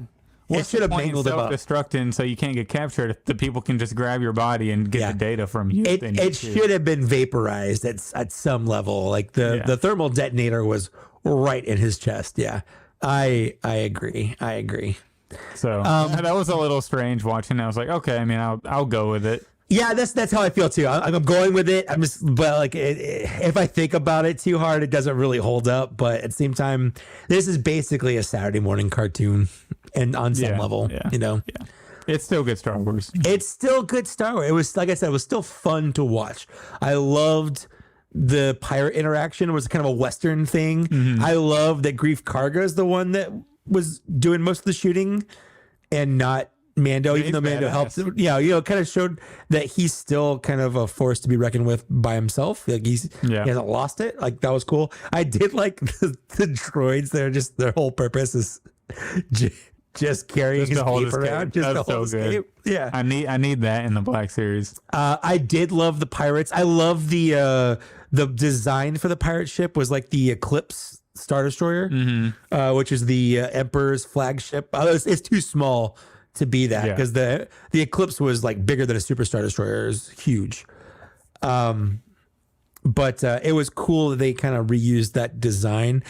The pirate captain looked like Swamp Thing and Davy Jones from Pirates of the Caribbean had a kid together. Yeah, what do you think about that design choice? I think it was fun. Like I'm fine. Like, it felt very George Lucas-y to me. It does. You know what? People are. I saw people saying they wanted it to be Hondo Ohnaka, and I don't. I'm glad it wasn't, because I feel like that just makes the universe too small. Like, yes, he's a pirate. We know he's a pirate, but he's not the only pirate in the universe. Like I know you. It's fun to have something comfortable that to get that dopamine fix. To go like, oh, I know that, it's fun. But I also, when that happens too much, it cheapens it. Like it makes the universe feel too small. Yeah. And I do want to see Hondo in the series. Oh, sure. I'm not saying I don't want to see him. I'm glad that wasn't him, because Hondo, he's not a villain. he's. He can be. I mean, he could be. He tried to kill kids in Clone Wars. That's true, but he literally he's evolved over. No, he has in Rebels and all that. Like by the time Rebels comes around, he's different. Yeah, yeah. I mean, he's definitely going to try to be sleazy, but he's not going to be a villain. So I think they definitely needed something different. Yeah, they needed a villain. Yeah, yeah. But like part of the article, like I do agree with parts of the article. Like I'd love to see any of those Mandos from the beginning as toys. I don't know why they didn't cut that kid's hair before they put a helmet on his head. Like, does he give himself a haircut now that he put the helmet on and he can't ever take it off in front of people? Like, who cuts their hair? That was my first thought. I never thought about who cuts Din's hair. Does he have to cut his own hair? Like, it looks pretty good for a self-cut hair, I guess. That's true. I guess you get good at cutting your own hair after a while. Like I cut my own hair, but I just shave it all off, So I don't know why they didn't just run back in the cave when that big monster came out. Like, just run back in the cave. But it was a fun fight. That was really, really good. Yeah, it was really good. It was a fun fight. Like it was a cool fight. So yeah, and I'm glad they didn't do that on the volume because it wouldn't have looked as good. Yes, like I think I read that scene was shot on location in Florida. Yeah. So yeah, I think they've realized that it works on that. It works for some scenes and it doesn't work for other scenes. So I'm glad that they're kind of realizing that. I wish they would realize that before they did the entire Kenobi show inside of it. I don't know how the whole Kenobi show felt so cramped. Even on like Tatooine, like it still feels cramped. Yeah. Yeah. Like the entire show is on the volume, which is like a little, like I know the technology is great, but it's a little excessive. And there's, especially on the final Obi-Wan Vader fight. Yes. You can tell like the depth isn't quite there. It's not quite there. Yeah. I feel like on some scenes you can literally just like, I know what I'm seeing isn't really is a screen, and I can feel it just being a screen. It feels like a screen. It doesn't feel like there's depth right there. I agree. So, what's interesting? Move away from it a little bit. You know what's interesting about that is I started watching the newest season of Sentai, which is what Power Rangers is originally in Japan, and the newest season it's like a Night King bug type thing where it's like a fantasy type, and that is actually filmed not in the volume, but they've created sort of their own kind of it's not green screen, it's like LCD or LED screens they're projecting backgrounds and stuff onto, so it's the same concept that they're using for that, so they can have these like fantastic settings without feeling like it's just another thing in Japan or whatever. So that's kind of fun. That's really cool. That thing that the Mandalorian and this is influencing how other people are making their shows. A thing that like Star Wars has a history of is pushing the technology and like the digital filming wasn't a thing until episode 2. Yeah. So absolutely. Yeah, all CGI for Phantom Menace, the digital filming, and then and then the Mandalorian doing the volume first and all that. So I'm glad they're keeping that tradition of Star Wars pushing the technology forward rather than just sitting on how it is. But we do need some practical effects, and we do 100%. We do need to throw in some on location shoots. And I don't mean the Southern California Boba Fett showing up thing, because I didn't feel Star Warsy at all on that planet. Was it Tython or whatever? Was that Tython? Was that Southern California? Yeah, whenever they were doing that episode where Boba Fett came back. Yeah, and it's those hills. I'm pretty sure that makes sense. Yeah, because that wouldn't be in the volume. Yeah, they did those in like Pasadena or something. I don't know what. I mean, that makes sense. Yeah, but those were like SoCal or California somewhere, the desert hills and stuff out there. It's probably that same set of hills that they always film Star Trek in with the desert fights. There's like a famous like rock outcropping. It could be. Yeah. But I will say, I think episode 2 was a lot better than episode 1. Yeah, well, what's your season opener ranking for the 3 seasons? Oh, that's a good question. So I'm going season 2, season 1, and then season 3. Season 2 is one of the best episodes of the entire show. Let's be honest. Like introducing Cobb Vanth. Yeah, Crate Dragon. the whole fight with the Crate Dragon with Tusken Raiders. Yeah. Interacting with them a lot more than I've seen before. Just as an episode, that ranks as one of the best episodes of the entire show. So that's definitely the winner. I think I agree with you. I think the season 1 opener had the whole mystique of like, oh, who is this guy? You know, he's strolling into a bar and collecting a bounty, and you know, it ends with the finding Grogu. So like, there's a lot of really cool stuff there. Yeah. Season 1 opener has more global impact because Mandalorian was like this thing that kicked off Disney Plus, and then when everybody saw episode 1, that's arguably, let me know if you agree with this, Grogu being introduced into Star Wars is the biggest Star Wars fan moment worldwide, mainstream media since I Am Your Father happened.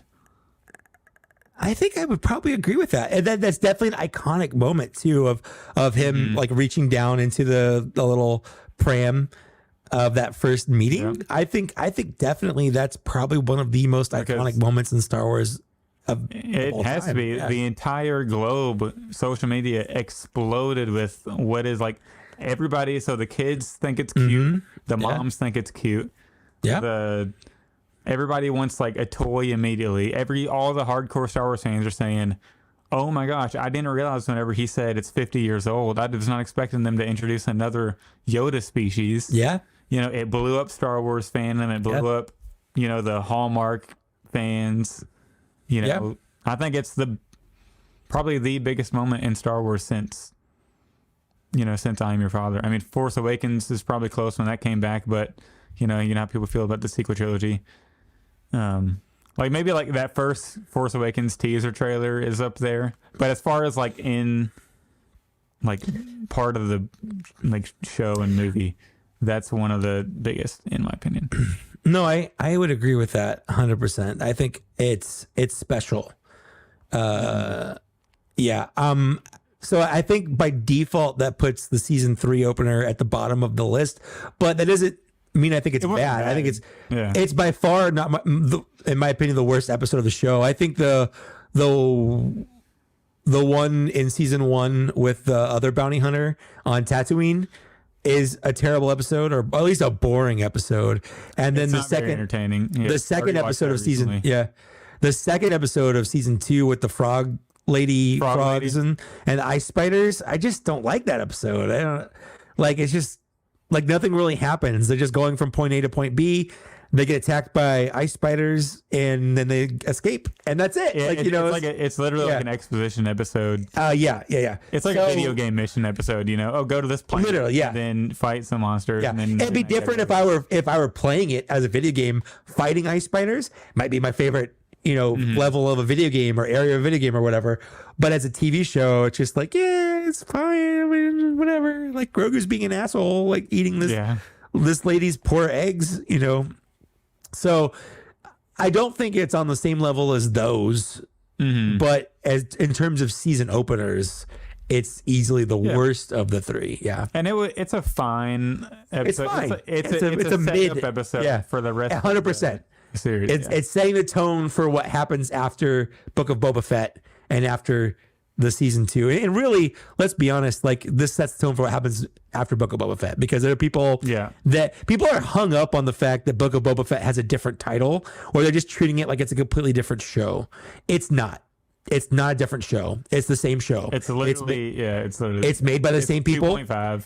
It's made by the same people. It stars the same people. It furthers the story, and all the people in the show are directly from The Mandalorian. It's the same show. So if you're not watching it because it doesn't say The Mandalorian on it, pretend it says The Mandalorian : Book of Boba Fett, because it's Luke Skywalker. Yeah, right. 3/7 of the show aren't even about Boba Fett, and it wasn't. People are like, oh, it's a course correction or whatever. Like, what are you course correcting for? They can't do that fast. Like, this was always part of the show. This was always part of the plan. And coupled with the fact that this was meant to be a season of Mandalorian, as there wasn't a season of Mandalorian in 2022. Like we got the 2021 season 2. And then when should have been season 3, we got that instead. And now a year later, we're getting season 3. So that is the time frame that season 3 would have been out had they just made it normally. Yeah. So it is intended to be a part of this. Like if you're watching a Mandalorian watch through, it's a continuation. It's a continuation. Yeah, it's part of the show. Now, if you're watching it and you want to skip the first 3 or 4 episodes of Book of Boba Fett and just watch the last 3 during a watch through, fine. But you have to watch it as part of a you have to see it as part of the entire continuity. I literally told one of my cousins he said this was a year ago or something. He said I'm hesitant, like I kind of want to watch the Book of Boba Fett show, but a lot of people aren't liking it, so I'm hesitant if I want to do the time. I told him, I said literally, just watch episode 5, 6, and 7. Yep. He's not a hardcore Star Wars fan. He kind of likes it, so I was like, sure, you have to, those are must-sees. I don't get why people pretend like it's some big commitment. Like, I know it's literally to watch this 7 episodes. Yeah. It's 7 episodes, and they're not even an hour long for the most part. And then those same people are the ones that are like, I just finished Breaking Bad for the 4th time. It's like exactly. For each episode of Breaking Bad is an hour long, and they're all most of them are slow paced as hell. Like this is barely a 3.5 hour commitment to watch every episode of Book of Boba Fett. Yeah. But that being said, I've thoroughly enjoyed season 2. It wasn't perfect again. Like Dan kind of ruined it a little bit for me when he asked me, "Where does the pod go?" Oh in N1 Fighter, and I would have said, "Oh, there's just like a spot for it," but then they put the droid receptacle back on top. So like any room that was there, like I could in my head thinking, oh yeah, there's tons of room there without the droid thing. Like they've probably got spots for Grogu because he obviously can go in and out under the seat. Like that's they showed that there's some kind of tunnel system between that little glass dome and the cockpit under the seat. Yeah. So there's got to be some place down there. I'm assuming the fighter's been around for 40 years at this point. I'm sure technology's gotten better and they could replace it with smaller parts to create more room inside, but it is a little weird that they stuff this pod in there and they don't really mention anything about how he tweeted the entire, like the whole diagram the thing. Yeah, but he tweeted the diagram of the original, so yeah. And that was my response. It is modified. Yeah, so he's hauling around the IG-11 droid torso. Is he, or did he leave? I thought he left that with he might have. But that, my question is, right, had they fixed it, where would IG-11 go? Yeah, would he fold up and go inside the little space? Like where would he go? He's gonna sit on his lap. Well, yeah, IG-11 sitting on Mando's lap. He's showing him how to navigate. No, I think what we would have is IG-11's head coming out of the dome, and then probably Grogu on his lap the whole time. Yeah, but where's R5? Well, he wouldn't need R5. R5 wouldn't. He wouldn't need R5. But that was the other thing in that episode is like he's on a quest. Like I understood the logic here. Okay, they can't fix it, so now he's on a quest. His quest is to go find a part for the droid so we can get the droid working. And literally the first place he goes, which makes sense, is Peli Motto's because he knows she fixes droids and stuff. Like that's logical. She gets there and they spend 5 minutes, all of 5 minutes saying, "Oh, sorry, we can't fix it. You should take that one instead." And he just goes, "Okay." Like, oh, okay. Like you weren't really that set on IG-11, were you? Yeah. You just abandoned him. I did love how she swindled those. Oh, 100%. Yeah. That was with the Boonta Eve. I love that she kept referencing Boonta Eve, and then like she's paying the droids or the Jawas. I love that she spoke Jawa. Like that was fun. She's dated a Jawa. I know, but like I've never seen someone speak Jawa. Like I don't think she's ever spoke Jawa on camera before. And so that funny, was it left, and then she was like, "Come on, don't let them know it'll be 5. It's a 5-minute fix." Yeah, and then the Jawas are running in there doing it real quick. Yeah, that was really fun. Yeah, it was a good scene, and I will say, Like, I did not like Pelimoto when she was introduced in episode 5 of the first season of Mandalorian, my least favorite episode of the show. But she has grown on me over season 2 and Book of Boba Fett and stuff like that. So I'm okay with her now. Like, I'm used to her. Like, I like her. Definitely come around her. Pelimoto figure. I would definitely buy a Pelimoto figure. I really want her to come with at least one pit droid. A pit droid. They got them. She could come with. She could come with nothing else. Throw a pit droid in there, and I'd be 100% and like a with that. hand tool or something. Yeah, I don't. Honestly, don't even care if she comes with that. A pit droid and a Pelimoto. That's all I need. Yeah, I'm in. Do you think, real quick? Yeah. Do you think that the original plan from Dave and John was to drop Grogu off with Luke, leave Grogu for a little bit in season 3, and then come back to him eventually? And then Disney said, he's too much money. Get him back in when season 3 comes around, so put him in Book of Boba Fett. I don't think so. I don't think after season 1, with the popularity of him, if that were true, I don't think they would have let them write Grogu out if that were the case. Like, it's not like his popularity was surprised by the end of season 2. We're like, well, we're too far in. We have to just write more. We have to write ourselves out of it because we wrote ourselves into it. I genuinely think that for the most part, something like this has been the plan. I really do. Yeah. I think I agree to an extent. I do think that it was like always a plan to give him to Luke and have him be gone for like a little bit in season 3. I do feel like they wanted him to be included in Book of Boba Fett, and so he's back real quick. But I don't think it's as long as like some people are saying. Like, they definitely didn't want to ditch Grogu for like a whole season. No, I don't think so. I think some people talk about online. I don't think that was ever the plan. No. I think they wanted us to wonder about that. Like that's the whole point of cliffhanger endings and season finales is you're like, oh man, something crazy just happened. Is that how it's going to be, or is it going to fix itself? Like I've been watching Picard season 3, and it's been great if you like Star Trek. Picard season 1 and 2 were like they're either okay to kind of bad. But season 3 so far has been great. And at the end of the 3rd episode, like, you think, oh man, they're all going to die. Like, this is crazy. And then they spend the whole 4th episode, not dying, because that's how the story goes. They were never really going to die, but you had to think they were going to die. Otherwise, that's where the stakes go. So it's the same kind of thing with Grogu at the end of season 2 is you have to think that this is going to be a permanent thing. Like, he fulfilled his quest. Like, he's giving him up. That's where the emotional resonance is. That's the whole point of the show. They're going to have that emotional context. And then they fix it. That's always kind of the case with this stuff. Just a cliffhanger ending like that is only as permanent as they need it to be, and when they can just fix everything. That's TV. That's how TV works. Yep. All right, so we haven't really talked about episode 2 yet. Not much. We've talked about it a little bit. Yeah. Now episode 2 was a banger. Oh, absolute banger. Absolute banger. Absolute banger. So, was that a mythosaur at the end? Oh, 100% that was a mythosaur.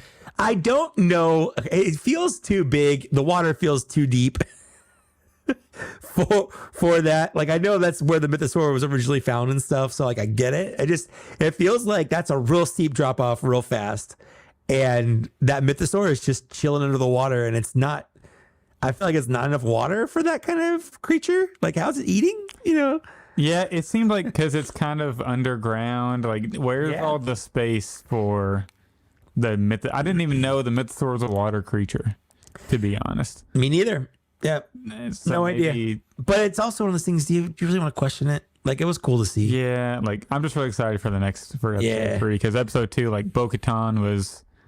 I'm gonna be honest. I want Din Djarin to tap that. I want. You're a Bo-Katan Din Djarin shipper, huh? I'm shipping them. I want Bo-Katan to say, you know what? Screw trying to be the leader. I'm kind of digging this guy, and then they start rolling together. I have two questions for you then. Not somewhat related, but it's kind of a discussion question.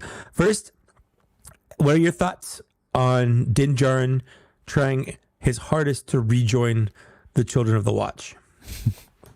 Like, I feel like we spent a good chunk of season 2 where he's sort of realizing that there's more to life or whatever than what he was raised to believe.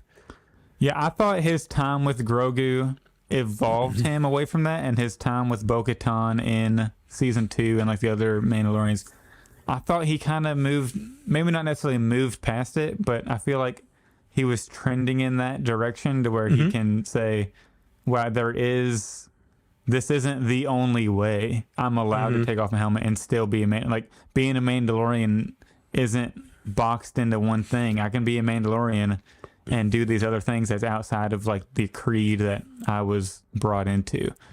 And then now we're in season 3 and he's like intent on, I have to be back in this clan. Even though like dude tried to kill him for the Darksaber whenever he went back, you know, in Book of Boba Fett. Yeah.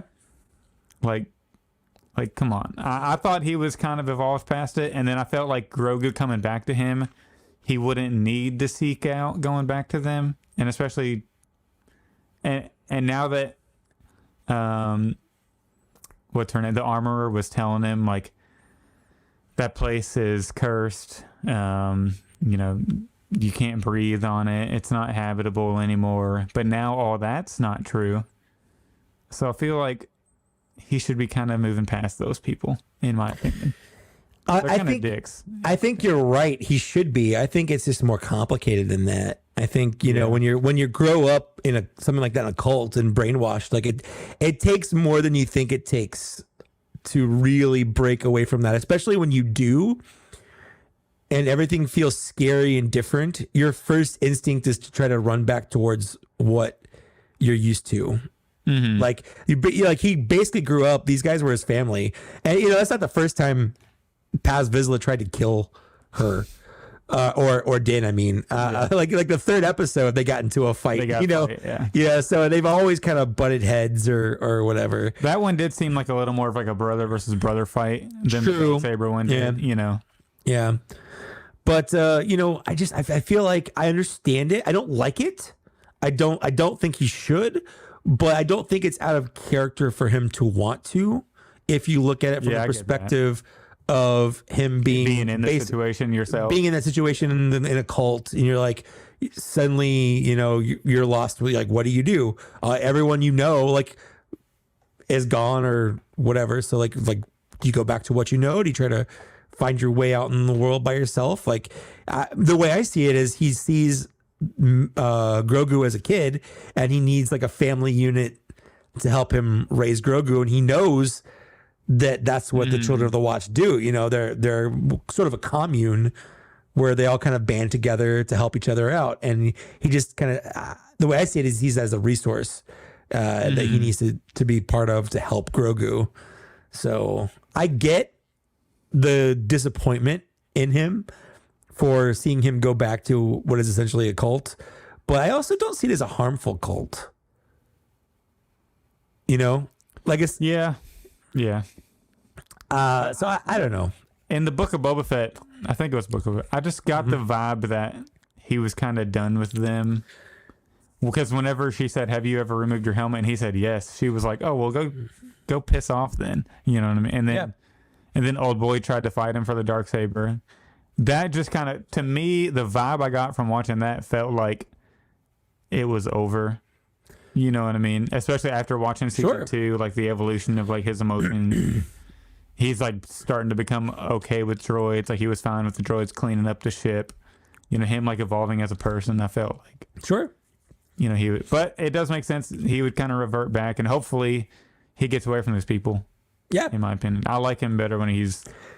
I'll say it's a process. Like it's not a switch you just flip and suddenly you're like, I'm not a cult member anymore. Like you have, it could be that he comes back and then something's going to happen to show him like, no, like you really don't need to do that or whatever. So and we'll see.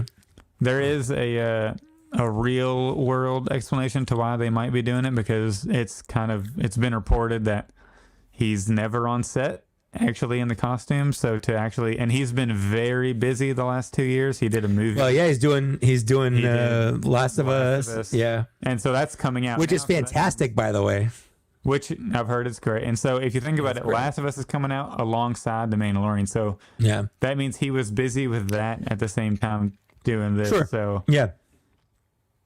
And I think there was reports that he got in an argument on set with like the directors and Jon Favreau and like stormed off during season 2 at one point.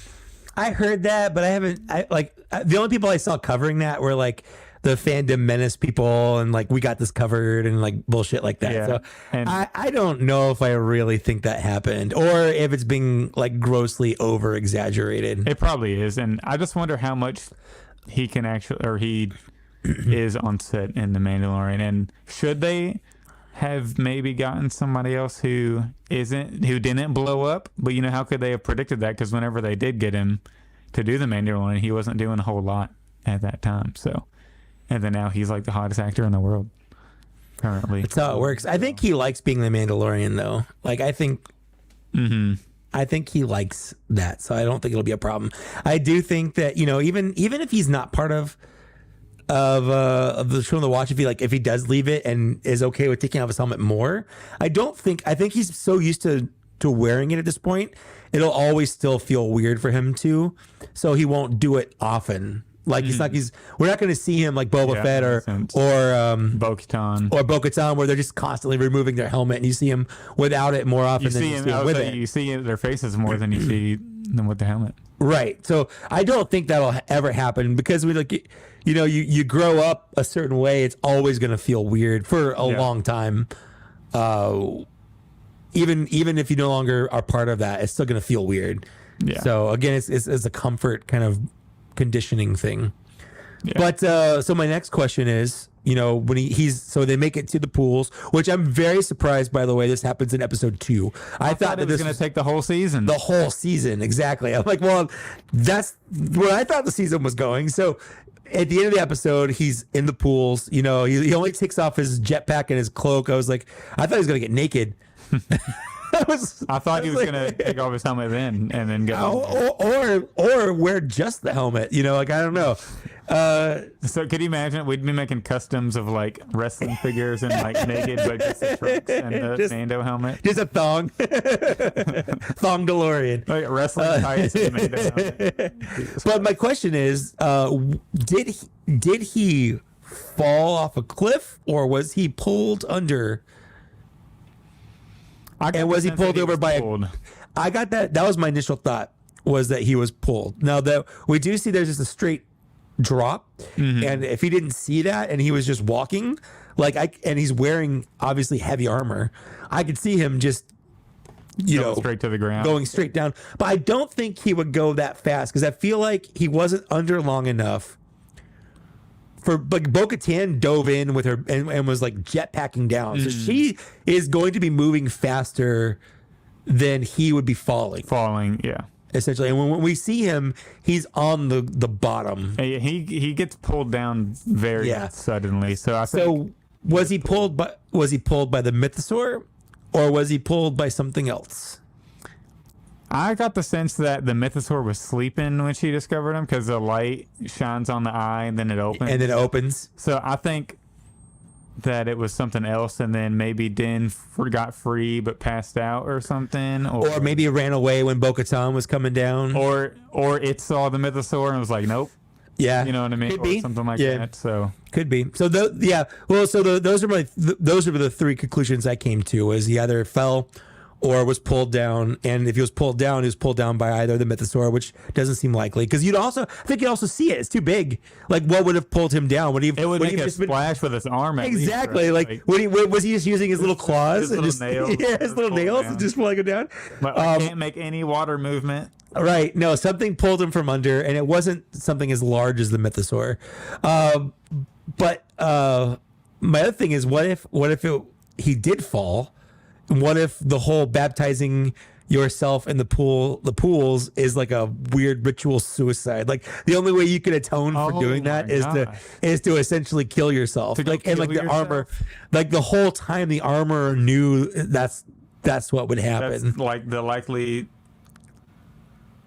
Like it's like the gravitational pull is so heavy that no human. Something, yeah. Like, either there's like a some kind of weird riptide, or she knows like the combination of the armor and that drop off.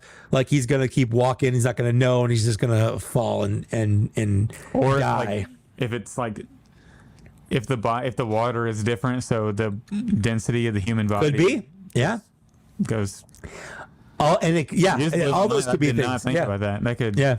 That's why he needs to get away from that bitch. Get away from the armorer. Put a bleep over that for the pod. No, I'm not going to. Get away from the armorer. Get away from that lady. She's cruel. The whole clan. I hope they get blown up. Yeah. So that was those are my thoughts. Those are the possibilities I see. Good thoughts. As a where the story could be going, or the reasoning behind what happened. And I thought the most interesting was the armorer knew that he would basically die, and the only reason he didn't was that Bo-Katan was there. Mm-hmm. I was going to change the subject to something else in the episode, but if you want to continue talking about that. Oh no, go ahead. The other thing that I liked in the episode was that weird cyborg eyeball creature. And if I could have anything from that show being made into a toy, I think I would want that. And honestly, I'd want it to be a HasLab, not because of size or anything, but because I think the intricacy of all the different parts and movements and paint and stuff, I think it wouldn't be worth it to make for the price point it would have to be at for retail. For the detail they would put that they would have to, that I would want into it, because you'd have the little robot guy, and you'd obviously have the bigger thing that it kind of fits into, and you'd have like the little tiny eye, and like the cage thing that it's kind of dragging around. Like if they made that whole thing into like a HasLab for like, I don't know, like cool. $80 or $100 or something. 120 maybe. It was maybe pretty big when it was on. It was big. You're right. Yeah, when it's in the big thing, it was pretty big. It was huge. Yeah. And when it kind of like when it like wraps over or around him and stuff, I was like, that's rad. My wife hated it because they didn't explain what it was. Like Bo-Katan went out of her way to explain what the little Morlock guys were or whatever. Like I don't even remember what they were anymore. But like she wasn't like, oh, and that guy's just an asshole. Like, Yeah. I don't know what this guy is. I don't know what his name is. He's just a weird Cyclops Dianoga looking guy in a cyborg body. Yeah, it was kind of like a different type of technology, or a similar type of technology, but in a different way as Grievous. Yes. Because Grievous was like that was my first thought. Of the guts and the eyes up top, but this guy was just an eye. And what it looked like was, I thought it was like a Dianoga in like a robot body. Yeah. Like the trash compactor monster or whatever. Mm-hmm. Yeah.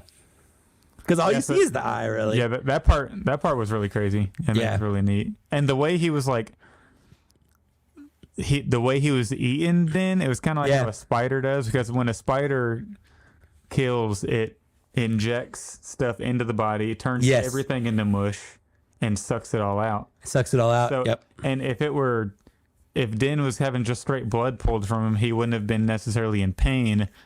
And it looked like the stuff was thick and gooey coming out of him. So it looked, and it was like hurting him. So I feel like it was turning like stuff into some mush and like sucking it out through those tubes. So pretty crazy stuff. Way crazy stuff. Like I would love to have something like that in the Black Series, even if it came with like a little Din to put in there. Or you could put your own Din in there. I don't know. Like, I loved Grogu racing back to the ship and like pointing at the planet to, I liked all of that. Like Grogu, this was a great Grogu episode. He was like flipping around and he's force pushing people away or whatever. It was cool to see Bo-Katan use the Darksaber with ease too. With ease. Yeah, and I think a lot of it, because they kind of alluded to with Din, it's all mental. Like it's not really heavy. It's just he thinks it should be heavy, or like the weight behind what it means is heavy for him. So it's like translating into like a weird physical issue for him, whereas Bo-Katan's used to using she's used it before. Yeah. So yeah. And yeah, her using that with her wrist shield was a great. Yeah, it was awesome. That was sick to see. Loved it. So are you sure you would rather have that spider thing robot rather than just another Bo-Katan with long hair? Yes. That's not the one figure you were going to pick. Yeah. And you know what I don't want? Here's what I don't want a mythosaur. And I know that sounds weird. I know a lot of people are like, how could you not want a mythosaur? Listen, if a Rancor didn't get funded, there's no way that a big monster that has a half a second of screen time, you only see part. I'd rather have a freaking crate dragon than that'd be way too big though. So with the mythosaur, I feel like the mythosaur is just as big as the crate dragon was. I don't know. The crate dragon was super super huge because we only saw like a fourth of it because its neck came out of the ground, and then I feel like the mythosaur is just as big. Honestly, I really do. We did only see like the head and the tusk. Yeah. Wilbon, luckily my figure, nothing. We didn't have a tornado because he just didn't have power. We just had a lot of wind. No one plugged the tornado in, but yeah, we just lost power, so no like actual physical damage. Luckily, there's a house close to mine though, like well not super close to mine, but a couple streets down. A tree just like completely obliterated the front of it. Dang, I feel so bad. Yeah. Just luckily it didn't happen to my house. I feel bad for them though. But also you keep all your toys in the basement though, right? Yes, that's smart. Yeah. But I have drop ceilings, so it's just coming through. If stuff crashes down, it's coming through. So okay, well I think is that enough talking about episode 1 and 2? I mean I liked it. I can't wait for episode 3. Honestly. Yeah, I'm really pumped. Bo-Katan was a great addition to episode 2. Agreed. Yeah, she just sits in her little throne all day doing. I was trying to get. Lily was like, "Why come she's just sitting on her throne?" I'm like, "She's depressed." That's like the Mandalorian equivalent of being in your sweatpants and just eating Doritos, watching TV on your couch. This is basically what the equivalent of what she's doing is. Just all of her followers left her. Yep. Like she's literally alone with a droid in her castle. She's ruling literally nothing. An NPC. She's literally an NPC. Like somebody edited it. There's a picture of her just sitting there, and it had a little icon above her. Like to where you go to video games town. There's like a quest. There's like a little exclamation mark or something on top where you talk to her. Yeah. So that was really good. But yeah, I think my last thoughts about the Mandalorian. Like you said, I didn't expect us to get to the Mines of Mandalore so far. I thought that was going to be the end of I thought that's what we were working to. So now the door is completely wide open. Yeah, we can go anywhere. Yeah. Definitely am enjoying that. I'm glad that that's not the whole season. And we have more to look forward to. We have 6 more episodes to go, so we'll see. Very excited. I hope want to see Luke come back. We're going to see Ahsoka. We're going to see Ahsoka back. I 100%. I think we're going to see Ezra. I think we didn't talk about the Purgles in the first episode. Oh yeah. I definitely think the Purgles in the first. The only time we've ever really seen Purgles, other than the beginning of the Clone Wars. I think there were Purgles in one of those episodes, and we went to Balmora. Anyways, the only time we ever really see them was in Rebels, and they're closely associated with Ezra. I think that was intentional. I think we're not going to see Ezra and Thrawn yet. I think Grogu will have a big part in finding them because if you he was looking at the Purgles, I think it's foreshadowing something, and then also Din Djarin's telling them you have to learn how to navigate. So I think Grogu's going to just become like a really good navigator, and he's going to use the Purgle. Yeah, and he's going to help find Thrawn and Ezra. That's a theory. That could be. It's a good theory. I'm okay with that. Yeah, I'm here for it. I'll watch it.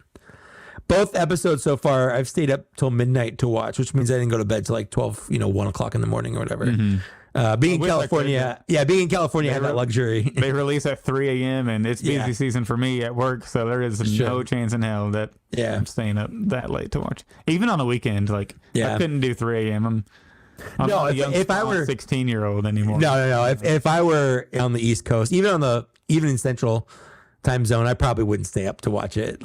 Midnight is about as late because like staying up to midnight isn't the problem, or 1 a.m. or whatever. It's the hour the show takes to watch. Yeah. And then you go to bed, Yeah. So like if you did stay up till 3, you're not going to bed till 4, and you might as well just stay up. Yeah.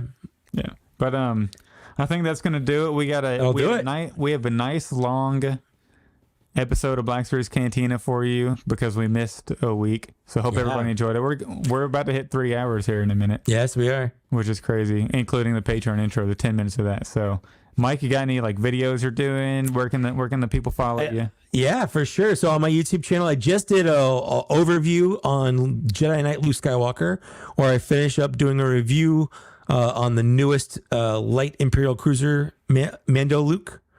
So if you want to go watch that, you can. I just last night recorded an episode, a review of Cal Kestis. So I'm gonna edit that and post it probably not till next week, to be honest, because I gotta get this up, and then this weekend I'm gonna be at TFCon for Transformers because I love those. So check out my YouTube channel. I'm also obviously on Instagram, Trusty Sidekick, and then Twitter at Mike Case, and then also on TikTok, Mike Case 82. So there's that. Awesome. And you can follow me on Instagram and TikTok at the Star Wars Black Series. I just posted a really funny video to TikTok, so please go watch it. I'm also currently printing that Landspeeder Luke Emperor throne room, his new and improved version, which I'm good. So pumped for that. I just finished the window. I'm doing the last piece I'm printing. Well, maybe I'm thinking about, I can't decide if I want to do those little, like, what were those called? The little black things. Oh, the little, like, the consoles. Yeah, the little consoles on each side. I can't decide if I want to do those, but I'm printing the stairs right now, so those should be done. They probably got like 18 hours left or something. So follow me on Instagram if you want to see pictures of that when it's done. And we'll be back on the 23rd of March to record an episode. Remember, you can join us on Patreon, the $11.38 tier a month. You can join us live, or you can do the $5 tier to watch the video, or the $2 tier if you just want general support. We do have merch if you want to buy like a mug or a shirt, like get yourself a fine edition shirt. I'll be wearing like this shirt and the Rancor shirt around ICC Con in Nashville. So try to spot me and try to, let's hang out and chat a little bit. So let me know if you're going, if anybody's out there is going, because that would be great. Follow us on Twitter at TBS Cantina. Join our Facebook group, Black Series Cantina. We got some great conversations going on in there. And that's where we post most of the updates about the show. True. Because it's a little easier, and I feel like more people would see that than they would on their actual Patreon page. So So go to the Facebook page. That's where we're going to post most of the updates. And then, because that's like our group specifically, we kind of like that. And then blackseriescantina@gmail.com. If you notice any articles like we covered today, that shitty article from Jedi Temple Archives. I normally like Jedi Temple Archives. Nothing wrong with them. Just that one article I thought was kind of half-baked. Yeah, everyone will have an opinion every once in a while that we don't agree with. And that's kind of the whole thing about collecting and having discourse. Exactly. blackseriescantina@gmail.com. If you come across any articles like that, send us a link. We'd appreciate it.